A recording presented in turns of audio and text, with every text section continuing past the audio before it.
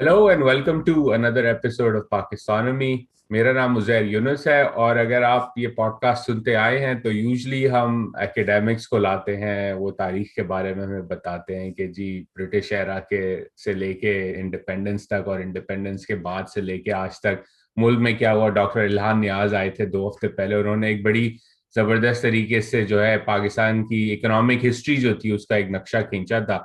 आज हम एक थोड़ी डिफरेंट तरह से हिस्ट्री के बारे में ही बात करेंगे और समझेंगे कि क्या हुआ इम्पोर्टेंट मोमेंट्स में पाकिस्तान के अंदर, पर्टिकुलरली पाकिस्तान की बैंकिंग इंडस्ट्री के अंदर, और पाकिस्तान के जो रिलेशंस थे बिलखुसूस यूएई के साथ वो किस तरह डेवलप हुए, किस तरह आगे बढ़े।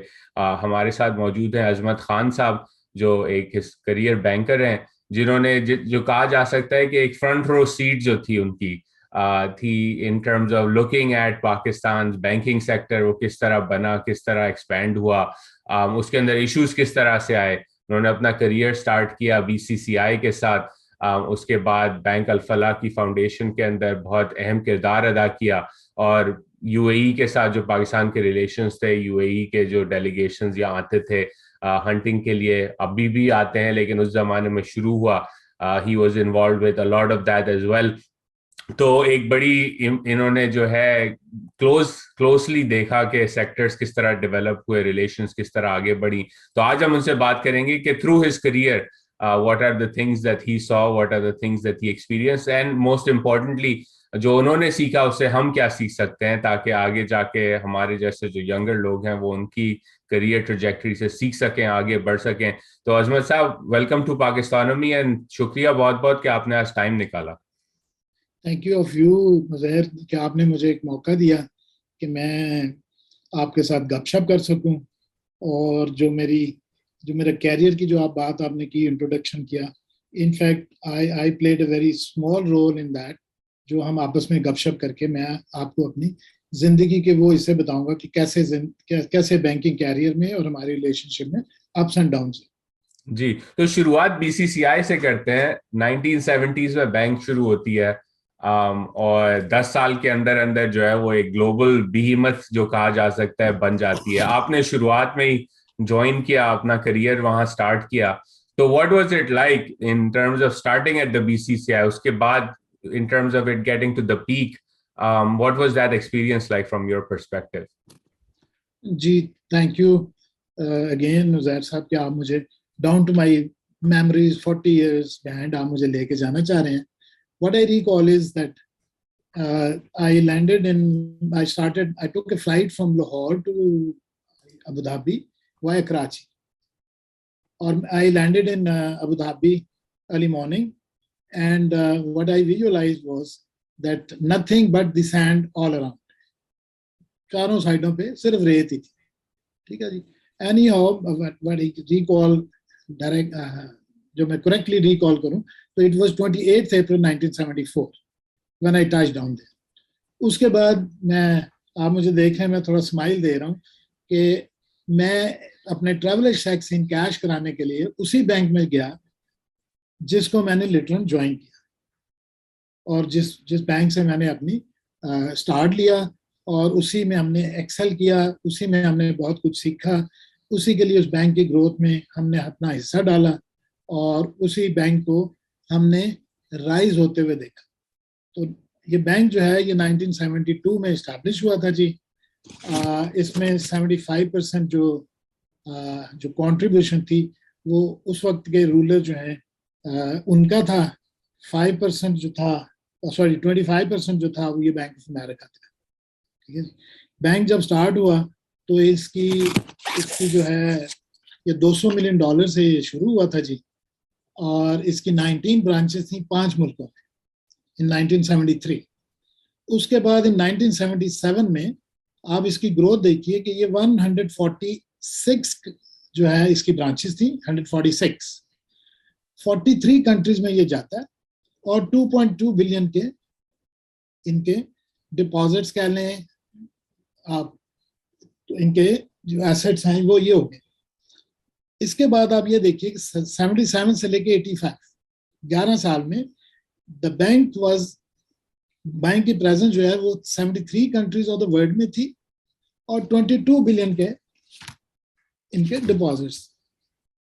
तो ये अब आप मुझे से ये सवाल करेंगे कि ये इतनी रैपिड ग्रोथ और मुल्क से बाहर पाकिस्तानी जाके एक नया बैंक बना के एक अरब वर्ल्ड के रूलर के साथ कोलैबोरेट करके, तो फिर ये इतनी इनको कैसे ये फ्री हैंड मिला, और कौन सी ऐसी चीजें थी या कौन सा मैजिक था इनके हाथ में जिसमें इन्होंने इतनी ज्यादा इतनी रैपिड ग्रोथ की।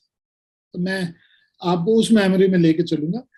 द लेजेंडरी आगा हसन आबदी, आगा हसन आबदी साहब की विजन, लेजेंडरी वे और thinking for Pakistan, you know, ये मैंने जो उनकी तरफ जब मैंने देखा, मैंने उनको बड़ा क्लोजली देखा इन 1974, यू नो। तो जब मैंने गौर किया तो पता ये चला कि जी पाकिस्तान में जो नेशनलाइजेशन हुई इन भुट्टो साहब के टाइम पे, तो उसमें ही loss his bank, the United Bank, he was the president of the bank at that time, ठीक है, and that bank was the number 1 bank in Pakistan. और ये इन्हीं की एक आविशों से ये बैंक जो है बनना था। इन्होंने उसका कॉम्प्लेक्शन चेंज किया, इन्होंने उसके कॉर्पोरेट वैल्यूज को चेंज किया, अपने एम्प्लॉयज को कन्वेंशनल बैंकिंग से हटा के अग्रेसिव बैंकिंग की तरफ ये लेके गए। तो जब इनका ये बैंक जो है ये नेशनलाइज हो गया, तो then he went out of the country. जाके इन्होंने आगा सनाब्दी साहब ने अबू धाबी के, जो मैंने अभी प्रीवियसली बताया कि आगा साहब ने उनके साथ मिलके ये आइडिया दिया, और उन्होंने अपना ये बैंक जो है उसका नाम रखा द BCCI। तो ये बैंक उन्होंने बनाया। ग्रोथ मैंने आपको उनकी बता दी है जी कि कैसे हुआ। जो मैंने उनकी तरफ देखा तो he was a true leader, very visionary, very sightedness, making a strong relationship. फिर उनकी जो चॉइस थी अपने कंपेनियंस के लिए, he chose the best of the best out of the law. फिर तीसरी चीज ये थी कि वो जो बेस्ट ऑफ द बेस्ट जो उन्होंने लिया, तो वो फिल्टर करते हुए हम यंगस्टर तक पहुंचे। उन्होंने अपना बेस्ट हमें दिया, हमें सिखाया, हमें साथ लेके चले, और उन्होंने हमारे जितने बैंक के एम्प्लॉयज थे उनकी सोल में ये डाल दिया that you are not employ of BCCI, you own this bank. तो उजैर साहब, हर बंदा, हर एम्प्लॉय 24 आवर्स काम करता था, और उसके सामने एक ही रोल मॉडल था, mister Abadi and his executives, और उसके साथ उनका एक ही मोटो था कि इस बैंक को हमने कैसे प्रोग्रेस करनी है। अच्छा कर्रा कलामी, माफ, लेकिन ये बड़ी इंटरेस्टिंग बात है कि ओनर ने एक यंगस्टर के अंदर, नीचे लेवल तक बैंक के एम्प्लॉय के अंदर ये कह दिया कि आप जो है, ये 9 to 5 जॉब नहीं है, आप सिर्फ पेचेक अर्न करने के लिए यहाँ नहीं आ रहे, नौकरी नहीं है ये, आप इस बैंक के ओनर हैं, और इस बैंक की तरक्की के अंदर, इसकी एक्सपेंशन के अंदर आपका एक रोल है, और आपने वो पूरा करना है। और ये बड़ी इंटरेस्टिंग बात है, क्योंकि आजकल अगर आप यंगर लोगों से बात करें, वो कहते हैं जी मेरी एंग्रो में जॉब है, या मेरी PNG में जॉब है, यूनिलीवर में, या कहीं भी है, वो उसको जॉब की तरह ट्रीट करते हैं, बिलखुसूस स्पेशली इसलिए क्योंकि लीडरशिप जो है वो उनको वो सेंस ऑफ ओनरशिप देने में नाकाम हो जाती है। तो ये बड़ी इंटरेस्टिंग बात है कि उन्होंने बड़ी जल्दी आप जैसे यंगस्टर्स को उस जमाने में एक ओनरशिप का सेंस दिया, क्योंकि हमारे कल्चर के अंदर ये करना बड़ा मुश्किल होता है। जी, आप बिल्कुल ठीक कह रहे हैं। जो मैंने आपको बात बताई ये एज इट इज ऐसे ही है, मैं कोई लबी लिखती बात नहीं आपसे कर रहा, दिस इज द फैक्ट। और मैं इस वक्त आपको इंटरव्यू देते हुए मैं इमोशनल हो रहा हूँ, हालांकि मैं अभी बूढ़ा हो चुका हूँ, एजेड हूँ, और मैं एम रिकॉलिंग इन माई माइंड्स मेमोरी कि हमारे इन लोगों ने, जो हमारे सीनियर्स थे, उन्होंने कैसे ख्याल किया, और फिर वो रोल मॉडल थे। Each and everybody was a role model. मतलब आपको मैं एक एग्जांपल ऐसी दे दूं कि जी, कि जो हमारे बैंक के उस वक्त जो हमारे जो थे मार्केटिंग के हेड जो थे, या जिनकी रिलेशनशिप अरब्स के साथ थी, ही गॉट एन अपसेट कि जी रूलर का जहाज जो है वो लैंड करने में लेट हो गया, और उनको हम कह रहे हैं कि जी आप नाश्ता कर लें, तो कह रहे मैं नाश्ता नहीं करना। तो हम अपने दिल में ये सोचते थे कि यार ये नाश्ता क्यों नहीं, इनके नाश्ता ना करने से क्या जहाज जल्दी आ जाएगा।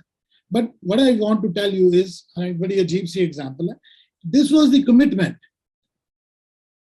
ये कमिटमेंट थी कि हमने कुछ करके दिखाना है, it's we are just not bankers, हमने कोई काम करना है और हमने अपने मुल्क के लिए कुछ करना है।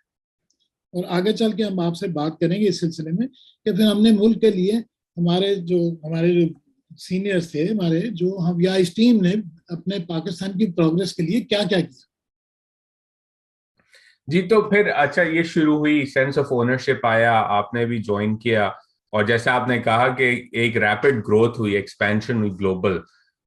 लेकिन उसके फौरन बाद सीरीज ऑफ स्कैंडल्स होते हैं। हमने तो सिर्फ पढ़ा है उस बारे में, किताबों में पढ़ा है या मूवीज देखी हैं या डॉक्यूमेंट्रीज देखी हैं।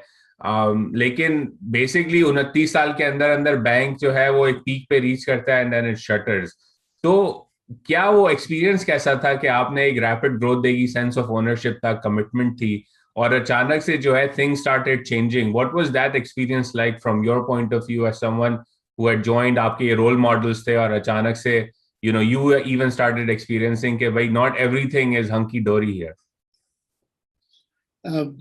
Thank you for asking me this question after say 30 years of the closure of the bank.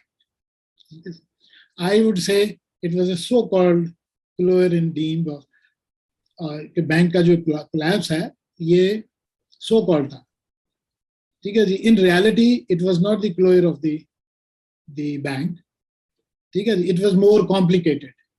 The fact of the matter is that BCCI never ever failed on any of its commitments. It never had a bounced instrument of any amount or nature till the last day.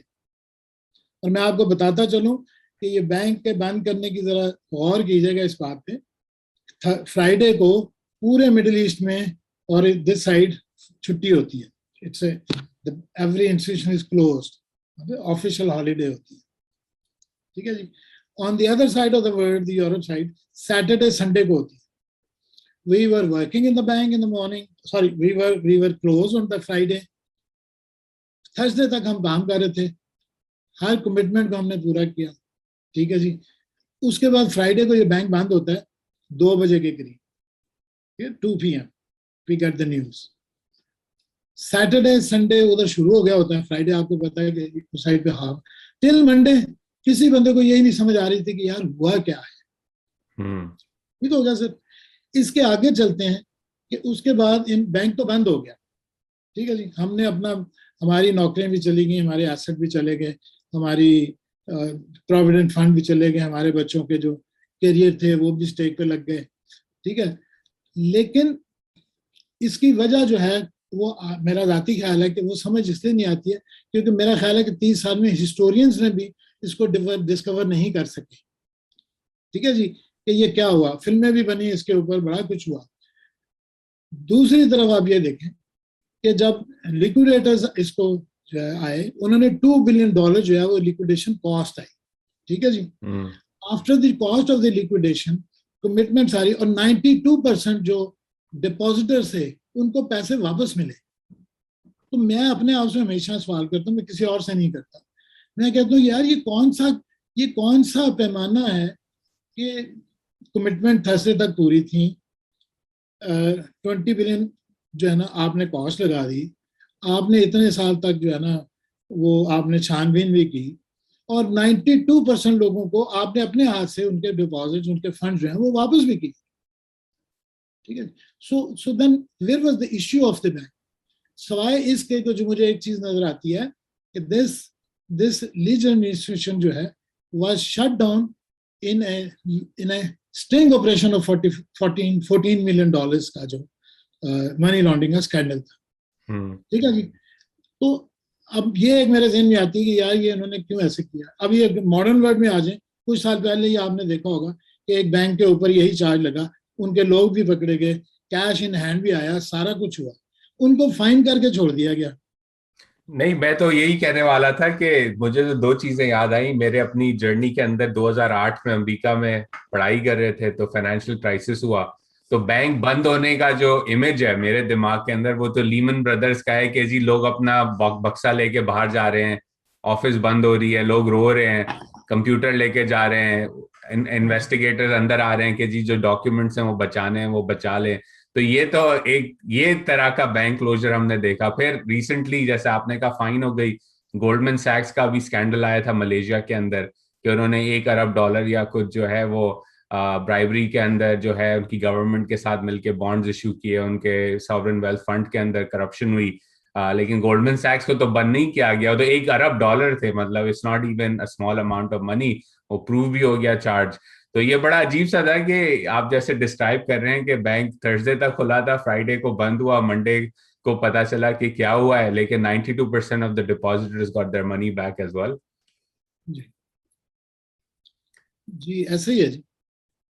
तो from your perspective कि क्या वो that जब आप उस in the thick of it थे, जैसे मैंने कहा, आप कह रहे थे कि आपको याद दिलाया इतने सालों बाद कि क्या हुआ, तो आपका एक्सपीरियंस कैसा था कि ये क्या हुआ? फिर आपने उस बारे में सोचा भी होगा कि हुआ क्या, क्यों हुआ, तो आपकी क्या थॉट्स हैं इस बारे में कि व्हाट हैपेंड एग्जैक्टली? देखिए जैसा मैं एक और चीज पे ऐड करना चाहता हूँ, ठीक है जी। In my view it was one of the most stable institution in the world. मैं दोबारा ये रिपीट करना चाहता हूँ, ठीक है जी। मैं इसलिए इनको आपको बताना चाह रहा हूँ कि at that time close to 3 billion dollars के वर्थ अबू धाबी गवर्नमेंट के प्रमिजरी नोट्स थे, ठीक है जी। जिस दिन ये बैंक बंद होता है उस वक्त, उसके बाद personal guarantee of the richest man of the world at that time, the ruler of Abu Dhabi की थी, ठीक है जी। और बाकी चीज मैंने दोबारा रिपीट करने की जरूरत नहीं है कि आप ये देख लें कि हम 92% लोगों को पैसे भी वापस मिले, सारा कुछ हुआ। और आपने जो 20 बिलियन डॉलर जाया किया लिक्विडेशन कॉस्ट के ऊपर, अगर उसको ऐड करके हमारी 2 बिलियन डॉलर्स उसको ऐड करके हमारे पास, अगर वो भी बीच में इस तरफ ऐड करें, तो मुझे तो समझ नहीं आती जी कि इशू कहाँ पे था और प्रॉब्लम कहाँ पे था, ठीक है जी। हाँ, फिर हमें यही, अब अगर हम कंजर्वेटिव होकर सोचें, यार I think this was the Muslim bank in the world जो 75 मुल्कों में चला गया, and then the bank attempted to buy bank in outside the country, ठीक है जी। शायद ये इशू आ गया हो, शायद कोई और इशू आ गया हो, है जी। लेकिन फिर इसमें आप ये भी देखें कि जितने भी हम एम्प्लॉयज थे, as on date they are all untouched, ठीक है जी। जो लोग कस्टडी में लिए भी गए for just for interview and all that, वो सारे अपने अपने घरों में बैठे हैं मजे से। सो नथिंग वाज प्रूव, ठीक है। तो ये मेरे अपने ख्याल में तो जी, as I said, historian also fail to understand, to highlight कि व्हाट वर द रीजंस। मेरा तो जाती ख्याल ये है कि ये इसी तरीके से ये छुपी की छुपी ही रह जाएंगी। और पर्सनल लेवल पे ये है कि आपने मुझे पूछा, मैंने अपनी नौकरी गवाई सर, मैंने अपने इमोशंस गवाए, जिस पेस पे मैं काम कर रहा था और मेरे फेलो कॉलीग काम कर रहे थे, ठीक है जी। हमारे लिए एक मोमेंट ऑफ ग्रीव था एट दैट टाइम, क्योंकि जब हम वॉक करते थे सड़कों के ऊपर, तो वो एक, मैं अगर आप, मुझे मुनासिब है पता कि नहीं है, आपको एक एग्जांपल दे देता हूँ कि जब हम पार्टीज में डिनर्स पे जाया करते थे, तो वहाँ पे जो लेडीज होती थी, एज ए यंगस्टर मैं बता रहा हूँ, जब हम अनमैरिड होते थे यंग, तो वो बड़े अच्छे अंदाज में हमें पूछा करती थी कि बेटा कहाँ पे आप काम करते हैं। तो वी यूज्ड टू से कि आंटी हम इस बीसीआई में काम करते हैं। तो वो सर पे हाथ फेर कहती थी, माशाल्लाह माशाल्लाह, अच्छा अच्छा, आप बीसीआई में काम करते हैं, है नी। For an eligible bachelor BCCI में हाँ, काम करना हाँ है। जी। और जब बैंक बंद हुआ, तो फिर हम कभी किसी डिनर पे, वैसे तो लोग बुलाना ही बंद हो गए थे, तो हम जब जाके कभी बैठ जाते थे किसी जगह, तो कोई पूछता था कि जी आप कहाँ, किस जगह काम करते हैं, ये, तो हम कहते थे कि जी हम बीसीआई में काम करते थे। तो उनकी आंखें बाहर आ जाती, तो एकदम पीछे होके लीन करके, अच्छा आप बीसीआई में काम करते थे, ठीक है। तो it was a very hard time for us, frankly speaking it अच्छा, वाज। और मैं इस बारे में पढ़ रहा था कल, just to get myself articulated के टाइमलाइन ऑफ इवेंट्स क्या थी, तो मुझे बड़ी इंटरेस्टिंग 2-3 चीजें ये लगी कि आपने ऐसे कहा हिस्टोरियंस ने काम नहीं किया इसके ऊपर सही तरह, हिस्ट्री पूरी इन्वेस्टिगेट नहीं की इसके ऊपर। यूएस कांग्रेस के अंदर इन्वेस्टिगेशन हुई और उसके अंदर मुझे बड़ी इंटरेस्टिंग चीज ये लगी कि आज भी जो लोग एक पोजिशन ऑफ पावर में हैं, उन्होंने भी इंपॉर्टेंट रोल प्ले किया उस वक्त जब ये सारा कुछ हुआ। जॉन कैरी ने रिपोर्ट लिखी, रॉबर्ट मलर जो कि ट्रम्प की इन्वेस्टिगेशन में काउंसल थे इस वक्त, पिछले 2 साल पहले, उन्होंने इन्वेस्टिगेट किया इस पूरी चीज को। तो ऐसा नहीं है कि हिस्ट्री लिखी नहीं जा सकती, वो लोग अभी भी जिंदा हैं। उन्होंने एक इम्पोर्टेंट रोल किया, कुछ डॉक्यूमेंट्स पब्लिक हैं, कुछ नहीं है। लोग कहते हैं कि कुछ चीजें शायद टाइम बाद आए क्योंकि इसका लिंक था इन टर्म्स ऑफ इंटेलिजेंस ऑपरेशंस वगैरह वगैरह। तो एक इंटरेस्टिंग कहानी है कि हमने, और आई एग्री विथ यू कि एक तरह से एक ऑल्टरनेटिव इंस्टीट्यूशन था फ्रॉम कमिंग फ्रॉम द, जिसको आज हम ग्लोबल साउथ कहते हैं या द मुस्लिम वर्ल्ड, और उस जमाने में it try to flex its muscles and मेरे ख्याल में इट एंटर्ड इनटू टेरिटरी जहां मुसलमानों का या ग्लोबल साउथ के लोगों का एंट्री होने पे पाबंदी थी। तो उसने जो है एक तरह से टारगेट ऑन द बैक लगा दिया कि जी किसी ना किसी तरह जो है फिगर आउट किया जाए कि इस इंस्टीट्यूशन को आगे बढ़ने से रोका जाए। जी, मैं एक चीज और ऐड करना चाह रहा हूँ इसमें। आपने अभी मिस्टर जॉन कैरी का नाम लिया, ठीक है जी, he was the negotiator at that time, ठीक है जी। इनके इनके साथ एक पर अटर्नी होल्डर भी थे on behalf of the ruler of Abu Dhabi, ठीक है जी, before the closure of the bank I am saying. So the gentleman is there, negotiating हो रही है, सारा कुछ नेगोशिएशन हो रही है, सारा कुछ हो रहा है। और उनके लिए भी सरप्राइज ये है कि वन फाइन मॉर्निंग जो उठते हैं तो वो न्यूज पढ़ते हैं या सुनते हैं या उनको बताया जाता है कि the BCI has been closed. So it was a surprise to him as well, and he was sitting there in that country. वाह, मतलब एक तरह से जो है वो सरप्राइज पैकेज ही था सबके लिए। जी। अच्छा, तो अब आगे चलते हैं। बीसीसीआई पे आपने काम किया, वहां बेसिकली शार्पेंड योर स्किल्स। उसके बाद धाबी ग्रुप में अल्फला बैंक का सेटअप होता है। पाकिस्तान की एक जो 90s के अंदर बैंकिंग सेक्टर की एक्सपेंशन होती है, उसके अंदर again you had a front row seat. तो वो जमाना कैसा था जिसपे Pakistani, obviously many of you BCCI के अंदर आपने एक्सपीरियंस किया, एक एक्सपेंशन और कन्वेंशनल बैंकिंग से हट के अग्रेसिव बैंकिंग की तरफ एक्सपीरियंस किया, और फिर आप पाकिस्तान के अंदर आपने एक रोल प्ले किया to in expand Pakistan financial sector. तो वो कैसे हुआ? हाउ डिड अल्फला, अल्फला की एक्सपेंशन, वो सब कैसे, how did all of that come about? जी, मैं आपको थोड़ा सा पीछे ले जाऊंगा कि when the BCI was closed, I will not say collapsed, उसके अल्लाह ताला कहते हैं जी कि अल्लाह ताला के काम करने के अंदर कहते हैं मारने वाले से बचाने वाला बड़ा होता है ना। उस वक्त अल्लाह का फजल ये हुआ कि पाकिस्तान में 9 बैंकों को परमिशन मिली बैंकिंग की। तो जितने लोग बीसीआई में वहां पे अनएम्प्लॉयड हुए वो सारे यहाँ पे आए और उन्होंने बैंकिंग सेक्टर में अपना प्रोग्रेस में अपना रोल अदा किया। ठीक हो गया जी। तो अल्हम्दुलिल्लाह रब्बिल आलमीन के वो काफी सारे लोग वो अदा, और मेरे जैसे कुछ लोग, शायद कुदरत ने कुछ और हमारा इम्तहान लेना था, मैं वहीं रह गया और मुझे एक जॉब मिल गई। Eight that time it was the union national, in fact previously it was the subsidy of the BCCI you can say, or it was a local bank of UAE। ठीक है। अब अगर आप मुझे अलाउ करें कि थोड़ा सा टाइम दें, मैं नहीं, आपको इसके बिल्कुल। ये यूनियन नेशनल बैंक जो है, ये जब बैंक बीसीआई को क्लोज किया गया तो उस वक्त ये एक another bank was establish already which was BCC Emirates.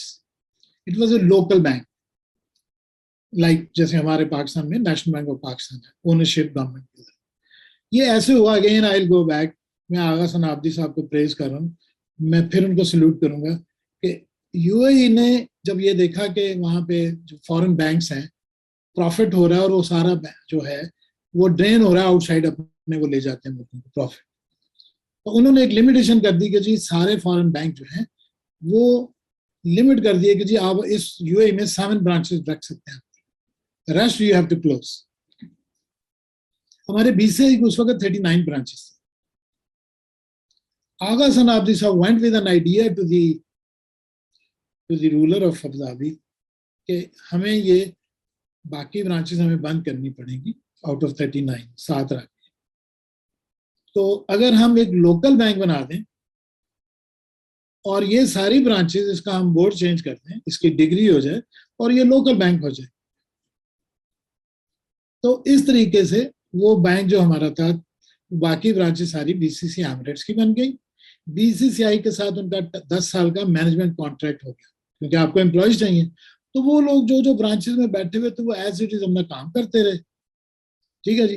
तो इनकी जो बीसीआई में जो था उसमें इनकी शेयर होल्डिंग भी होगी। ठीक है। एनीवे जब हमने ये काम किया तो इसका नाम फिर बाद में आगे चल के बीसीसी एमिरेट्स का नाम यूनियन नेशनल बैंक हो गया। ठीक है। जब ये बैंक का नाम यूनियन नेशनल बैंक हो गया तो ऐसे हुआ कि मैं क्योंकि वहां पे था तो मुझे भी ऑफर हुई इस बैंक में कि आप इस बैंक को ज्वाइन करें, because I had a blend of experience. One side I was a banker, on the other side I have skills for the corporate interpersonal relationship and all that. तो मुझे मेरी उन्होंने इंडक्शन ये कर दी कि जी hunting trips जो पाकिस्तान में आते थे इनके रूलर्स के, उसके साथ मैंने पाकिस्तान में आना शुरू कर दिया टू मैनेज देयर ट्रिप्स. ठीक है जी. तो इस तरीके से जब मैं आता रहा तो उस वक्त के देन दी क्राउन प्रिंस के साथ हम आया करते थे शेख्स जो है, अब वो रूलर हैं अबू धाबी के, यूएई के, उनके साथ हम आते थे. ठीक है जी. तो मैंने को 10 साल उस बैंक में हमने गुजारे इन दी यूनियन नेशनल बैंक. ठीक है. अब यहाँ से मेरा एक नया जर्नी शुरू होता. जर्नी से पहले अब आपने क्योंकि हंटिंग ट्रिप्स की का जिक्र कर दिया तो जरा आगे बढ़ने से पहले हंटिंग ट्रिप्स के बारे में भी बात कर लेते हैं. वो एक्सपीरियंस कैसा था कि अभी भी इस बारे में बात होती है जब डेलीगेशंस आते हैं. आजकल थोड़ा कंट्रोवर्शियल भी बन गया क्योंकि वो 12 इंडेंजर्ड स्पीशीज हैं, उस जमाने में कम था, लेकिन एक रिलेशनशिप, एक कल्चरल कनेक्शन, एक जो कहते हैं not only personal but country to country relationship Pakistan की और यूएई की जो बनी वो इस इन हंटिंग ट्रिप्स की वजह से बनी और आप मैनेज करते थे. तो जरा शेयर करें ऑडियंस के साथ कि वो एक्सपीरियंस कैसा था कि जब शेख्स आते थे और हंटिंग के लिए जाते थे, तो व्हाट वाज दैट लाइक? अच्छा उजैर साहब, मैं एक चीज यहाँ पे please I just wanted to establish कि मैं ना कुछ बातें ऐसी करूंगा जो ऐसे लगेगा कि मैं कुछ लोगों को या एक ग्रुप को ना प्रेज कर रहा हूँ, लेकिन the fact of the life is कि मैंने उनको बड़े करीब से देखा है और उन्होंने जो जान निसारी अपनी की है अपने मुल्क के लिए, और दूसरा मैंने उनमें जज्बा से ये देखा, they were not doing for themselves. उनका हर एक्शन जो है ना वो पाकिस्तान के लिए था. ठीक है जी. अच्छा, अब आपने मुझे हंटिंग की बात शुरू कर दी कि मेरे लिए वो एक बड़ा मजे का जर्नी था कि जब मैं वहां पे गया तो मैंने जाके जो मैंने दिमाग में आया या मैं जब गया तो मेरे ज़हन में ये आया कि यार हम पाकिस्तानी कितने अच्छे हैं, कि हम कितने शार्प हैं, ये हमारी लीडरशिप कितनी शार्प है कि बैंकर का काम तो बैंक के अंदर है, बैंक से बाहर निकल के आप क्या कर रहे हैं. तो इनफैक्ट वही जब पीछे में चला जाऊंगा, आगा सनाब्दी साहब या मेरी नई लीडरशिप जो थी, उन्होंने ज़हन में ये डाला कि भाई बैंकिंग 2+2 नहीं है.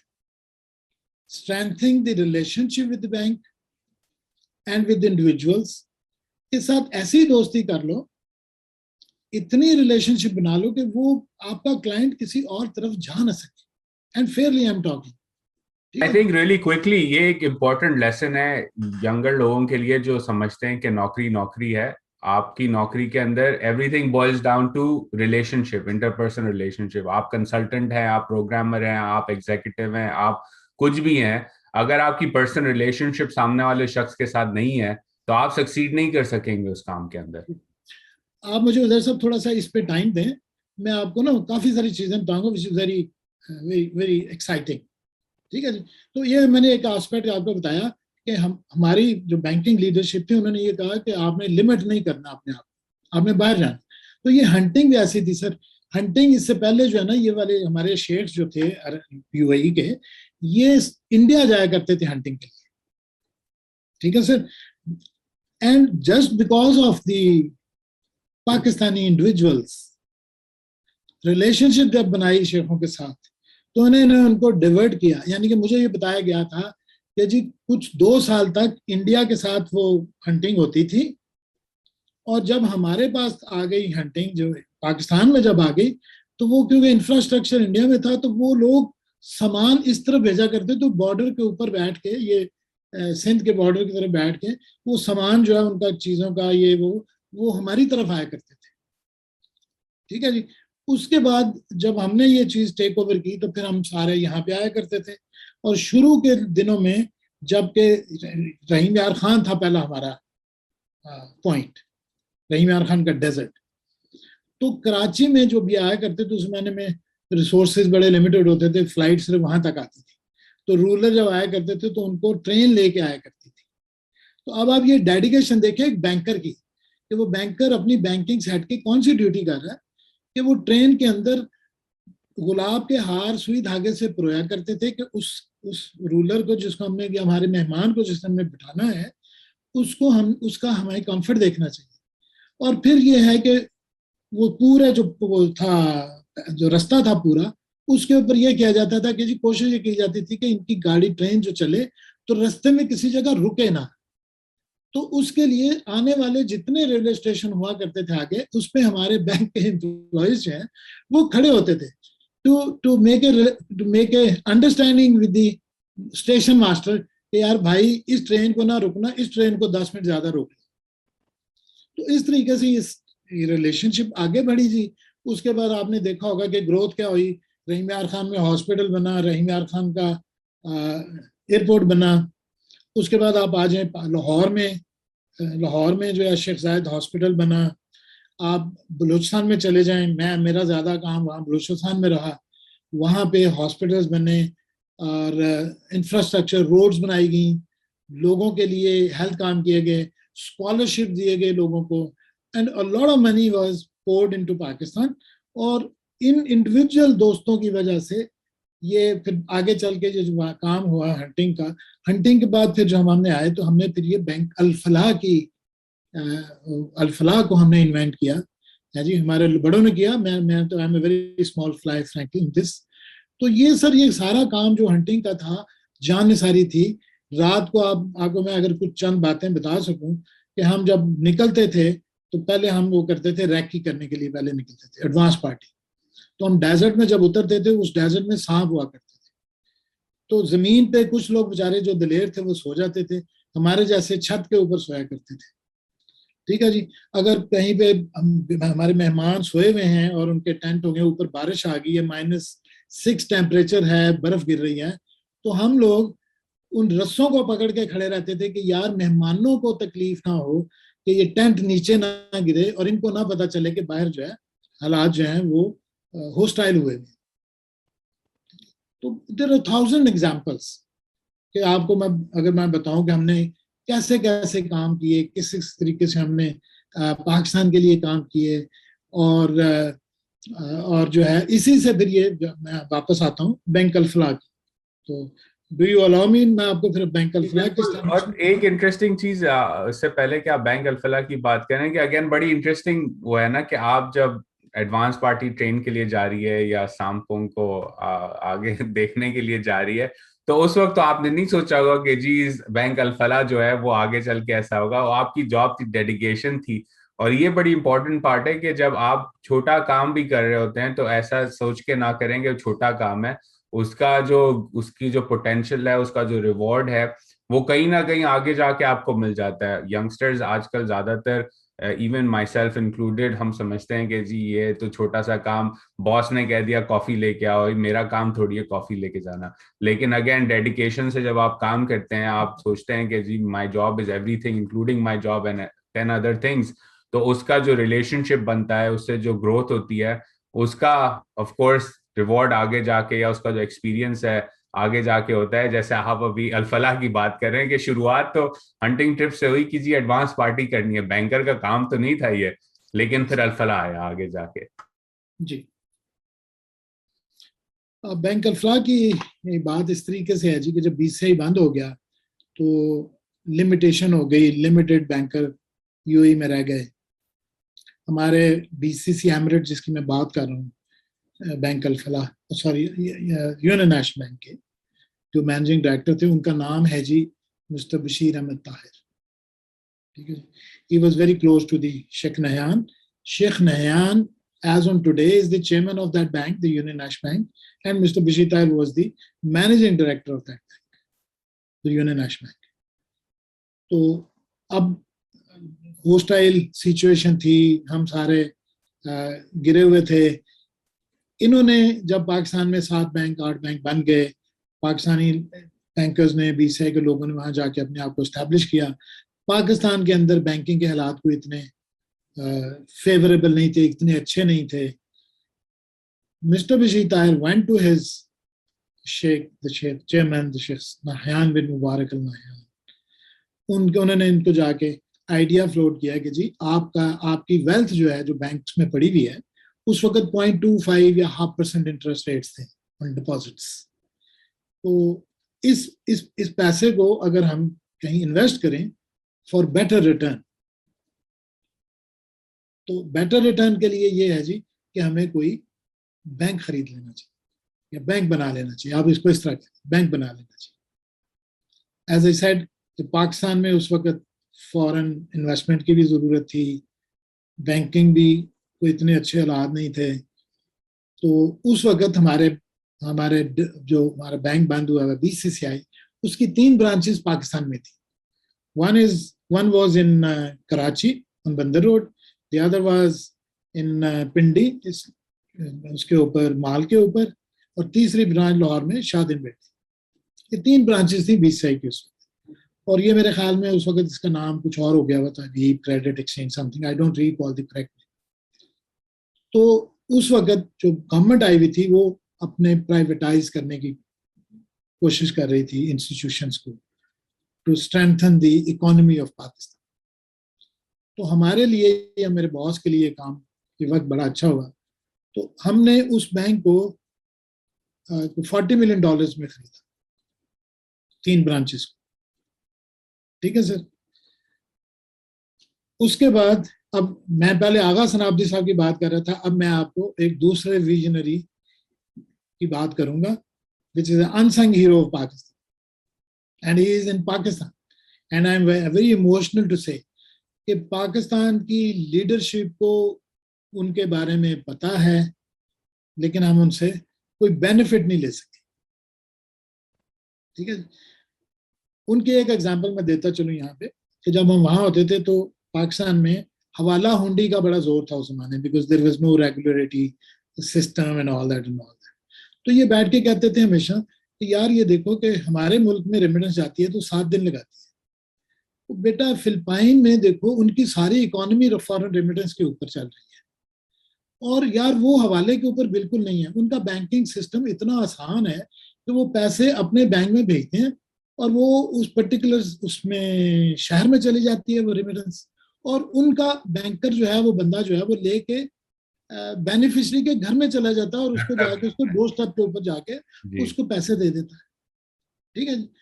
तो अब मैं इसलिए इमोशनली ये बात कर रहा हूँ कि कितना आसान काम, और ये बात उन्होंने जितने हमारे पॉलिटिकल लीडर्स आए या गवर्नमेंट्स आई उन्होंने ये बात शेयर की। बट एज ऑन टुडे आप देख लें, हम 2021 में आ गए हैं, nobody has looked to that idea. I'm not saying that idea is doable है या नहीं है, लेकिन उसके ऊपर कोई ना कोई काम या कोई देखना चाहिए कि यार हमने क्या। अब तो हर मॉडर्न बैंकिंग काफी तेज हो गई है कि अब आप पैसे भेजते हैं तो एक ही दिन में पैसे यहाँ पे इलेक्ट्रॉनिकली आ जाते हैं। Okay, coming back to the idea of the bank Al Falah. तो इस तरीके से ये 3 ब्रांचेस बने।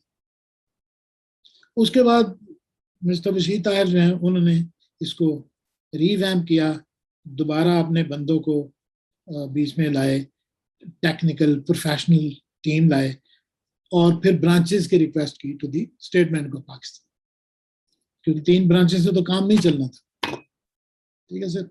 तो उसके बाद इन्होंने अब फॉरेन फंडिंग भी होगी, सॉरी फॉरेन रेमिटेंस भी आ गई, बैंक भी खरीदा गया, $40 मिलियन भी आ गए, बैंक की ग्रोथ बढ़नी शुरू होगी। उस बैंक के लिए जितनी इंफ्रास्ट्रक्चर बनाने की जरूरत पेश आई ब्रांचेस में, वो सारे पैसे कहाँ से आ रहे थे? From UAE। ठीक है। So everything was being spent in Pakistan coming from outside. तो इस बैंक ने सर जब लीडरशिप ने तो तरक्की क्या की कि एज ऑन टुडे ये 200 सिटीज में है ये बैंक इस वक्त, बैंक अल फलाह। $375 मिलियन के इनकी इनकम है इस वक्त। ठीक है सर। 10,500 एम्प्लॉइज हैं जिनको बेस्ट पर्क्स मिलते हैं। How it happened. और जिनकी मैं बात कर रहा हूं, मैं बार बार ये कह रहा हूं कि मैं ये बात करते हुए इमोशनल हूं, because I have seen him very closely dealing with the sheikhs, कि इनकी अपनी डेडिकेशन से, अपनी मेहनत से इन्होंने कैसे कैसे काम किए। सुबह 6 बजे ये पैलेस में होते थे, 8 बजे ये अपने ऑफिस में होते थे, और उसके बाद सारा दिन काम करना और रात तक काम करना। ठीक है, इनकी अगर आप इजाजत हो मैं एक और एग्जांपल दे दूं आपको डेडिकेशन। अर्थक्वेक आया था शायद 2004 में, 5 में, ठीक है जी।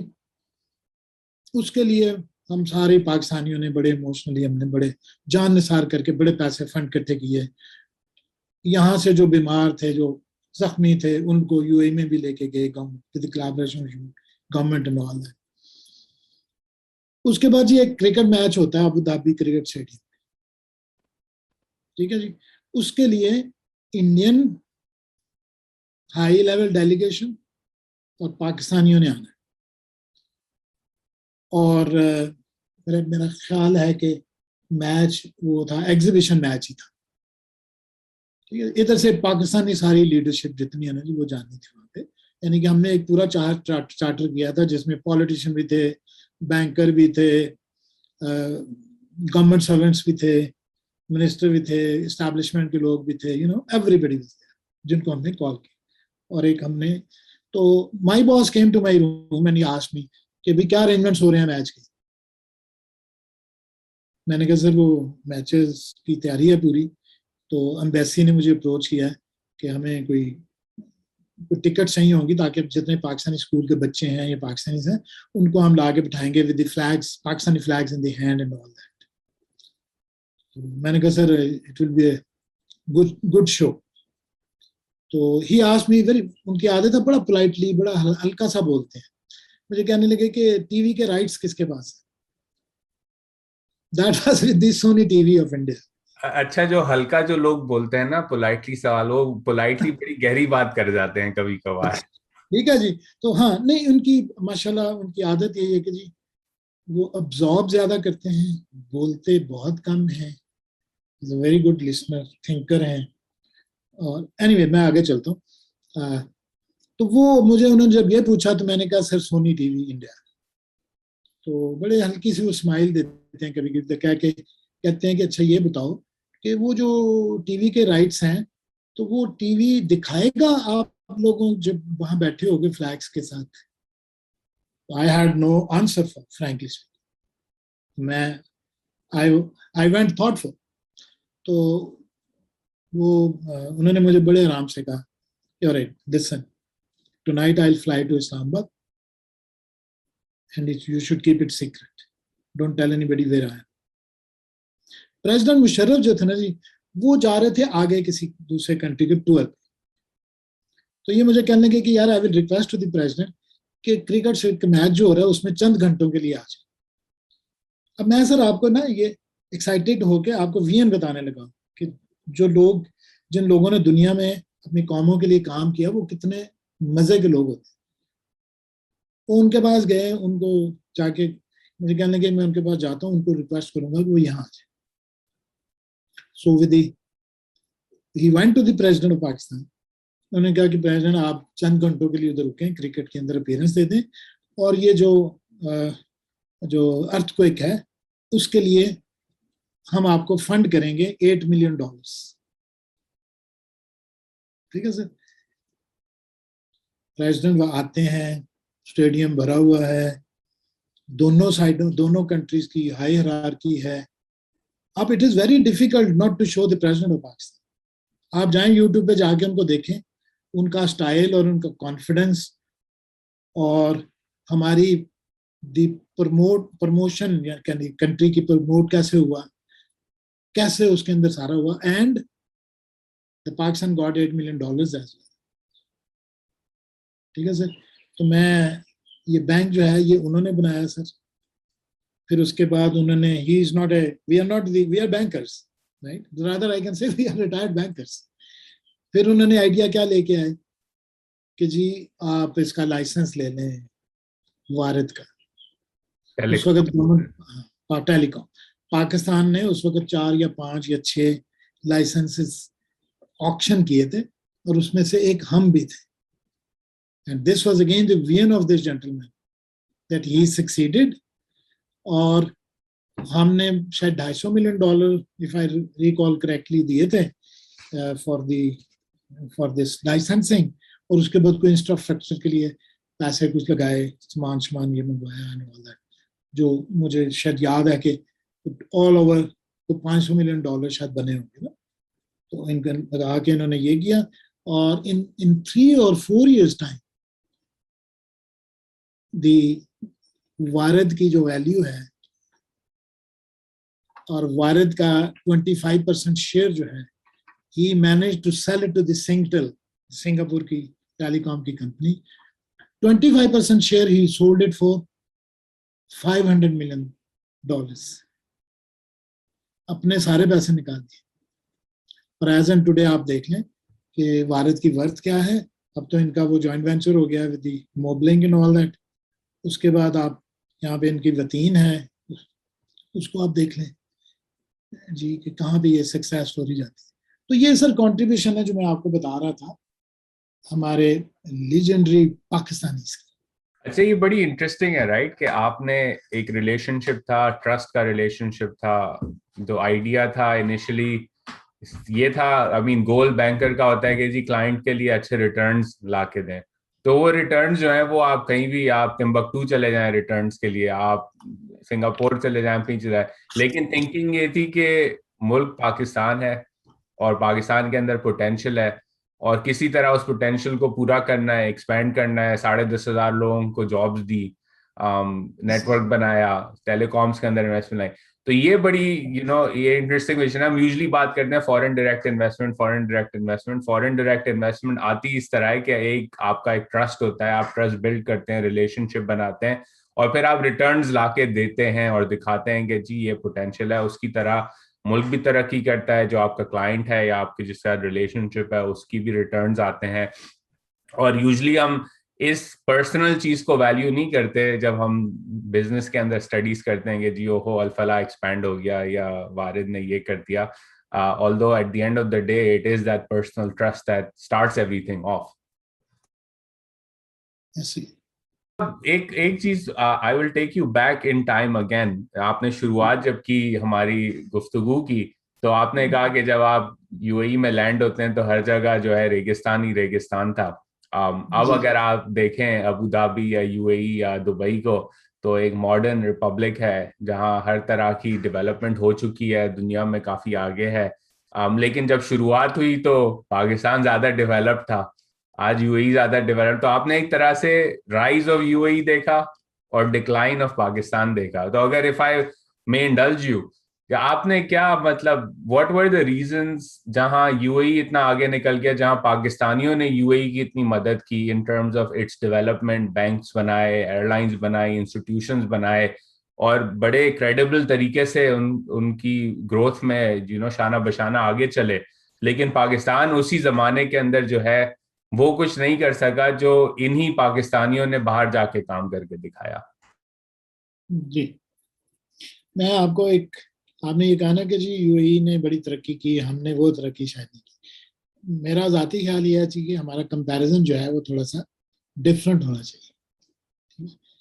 अब मैं एक शेर से आपको आगे लेके चलूंगा कि लोग भी झुककर सलाम करते हमें, क्या करें वक्त साजगार नहीं।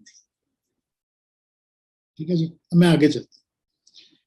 कंपैरिजन ऑफ यूएई ग्रोथ और यूएई का राइज, और आपने कहा कि पाकिस्तान, मैं नहीं कहूंगा जो आपने कहा, ठीक है जी। मैं इसको सिर्फ आपको मैं पॉइंट्स के साथ बैलेंस करूं। यूएई में 1972-71 में जाके ऑयल निकलता है, ठीक है जी। उससे पहले ये ट्रूशल स्टेट्स थी, फिर ये फेडरेशन बनती है, यूनाइटेड अरब एमिरेट्स। शेख जायद रूलर ऑफ अबू धाबी जो है वो उस फेडरेशन के प्रेसिडेंट बनते हैं और रूलर ऑफ अबू धाबी होते हैं। उन्होंने 37 years हुकूमत की विदाउट एनी हिंड्रेंस। उनके रास्ते में किसी ने ना कांटे आए ना किसी ने बिछाए, ठीक है जी। He was the ultimate authority for and responsible for the growth of UAE, where you'd see today, जैसे वो कहते हैं ना dusk to dawn. मैंने जो देखा यूएई को उस वक्त, रेत पे बैठते थे, ऊंट का दूध होता था, बकरी का दूध होता था, और बड़ी सिंपलिसिटी थी. और जब ऑयल निकला तो शेख जायद के आगे, जो मैं समझता हूँ शेख जायद रहमतुल्लाह अलैह, उन्होंने ये देखा कि यार मैंने अपनी कौम को बनाना है, I have to build the nation, I have to make this country. ये उनका आई डोंट से पैशन, ये उनका ड्रीम था. वो एक लीडर थे. उस लीडर ने अपनी जितनी उनकी वो जितनी क्या कहते हैं कि एबिलिटीज थी, उसको उन्होंने डिस्प्ले किया. उनको अब ये गौर करें कि उनको सारी चीजें फेवर में मिली, including his hard work. I am not saying कि उनके आगे हार्डशिप नहीं थी.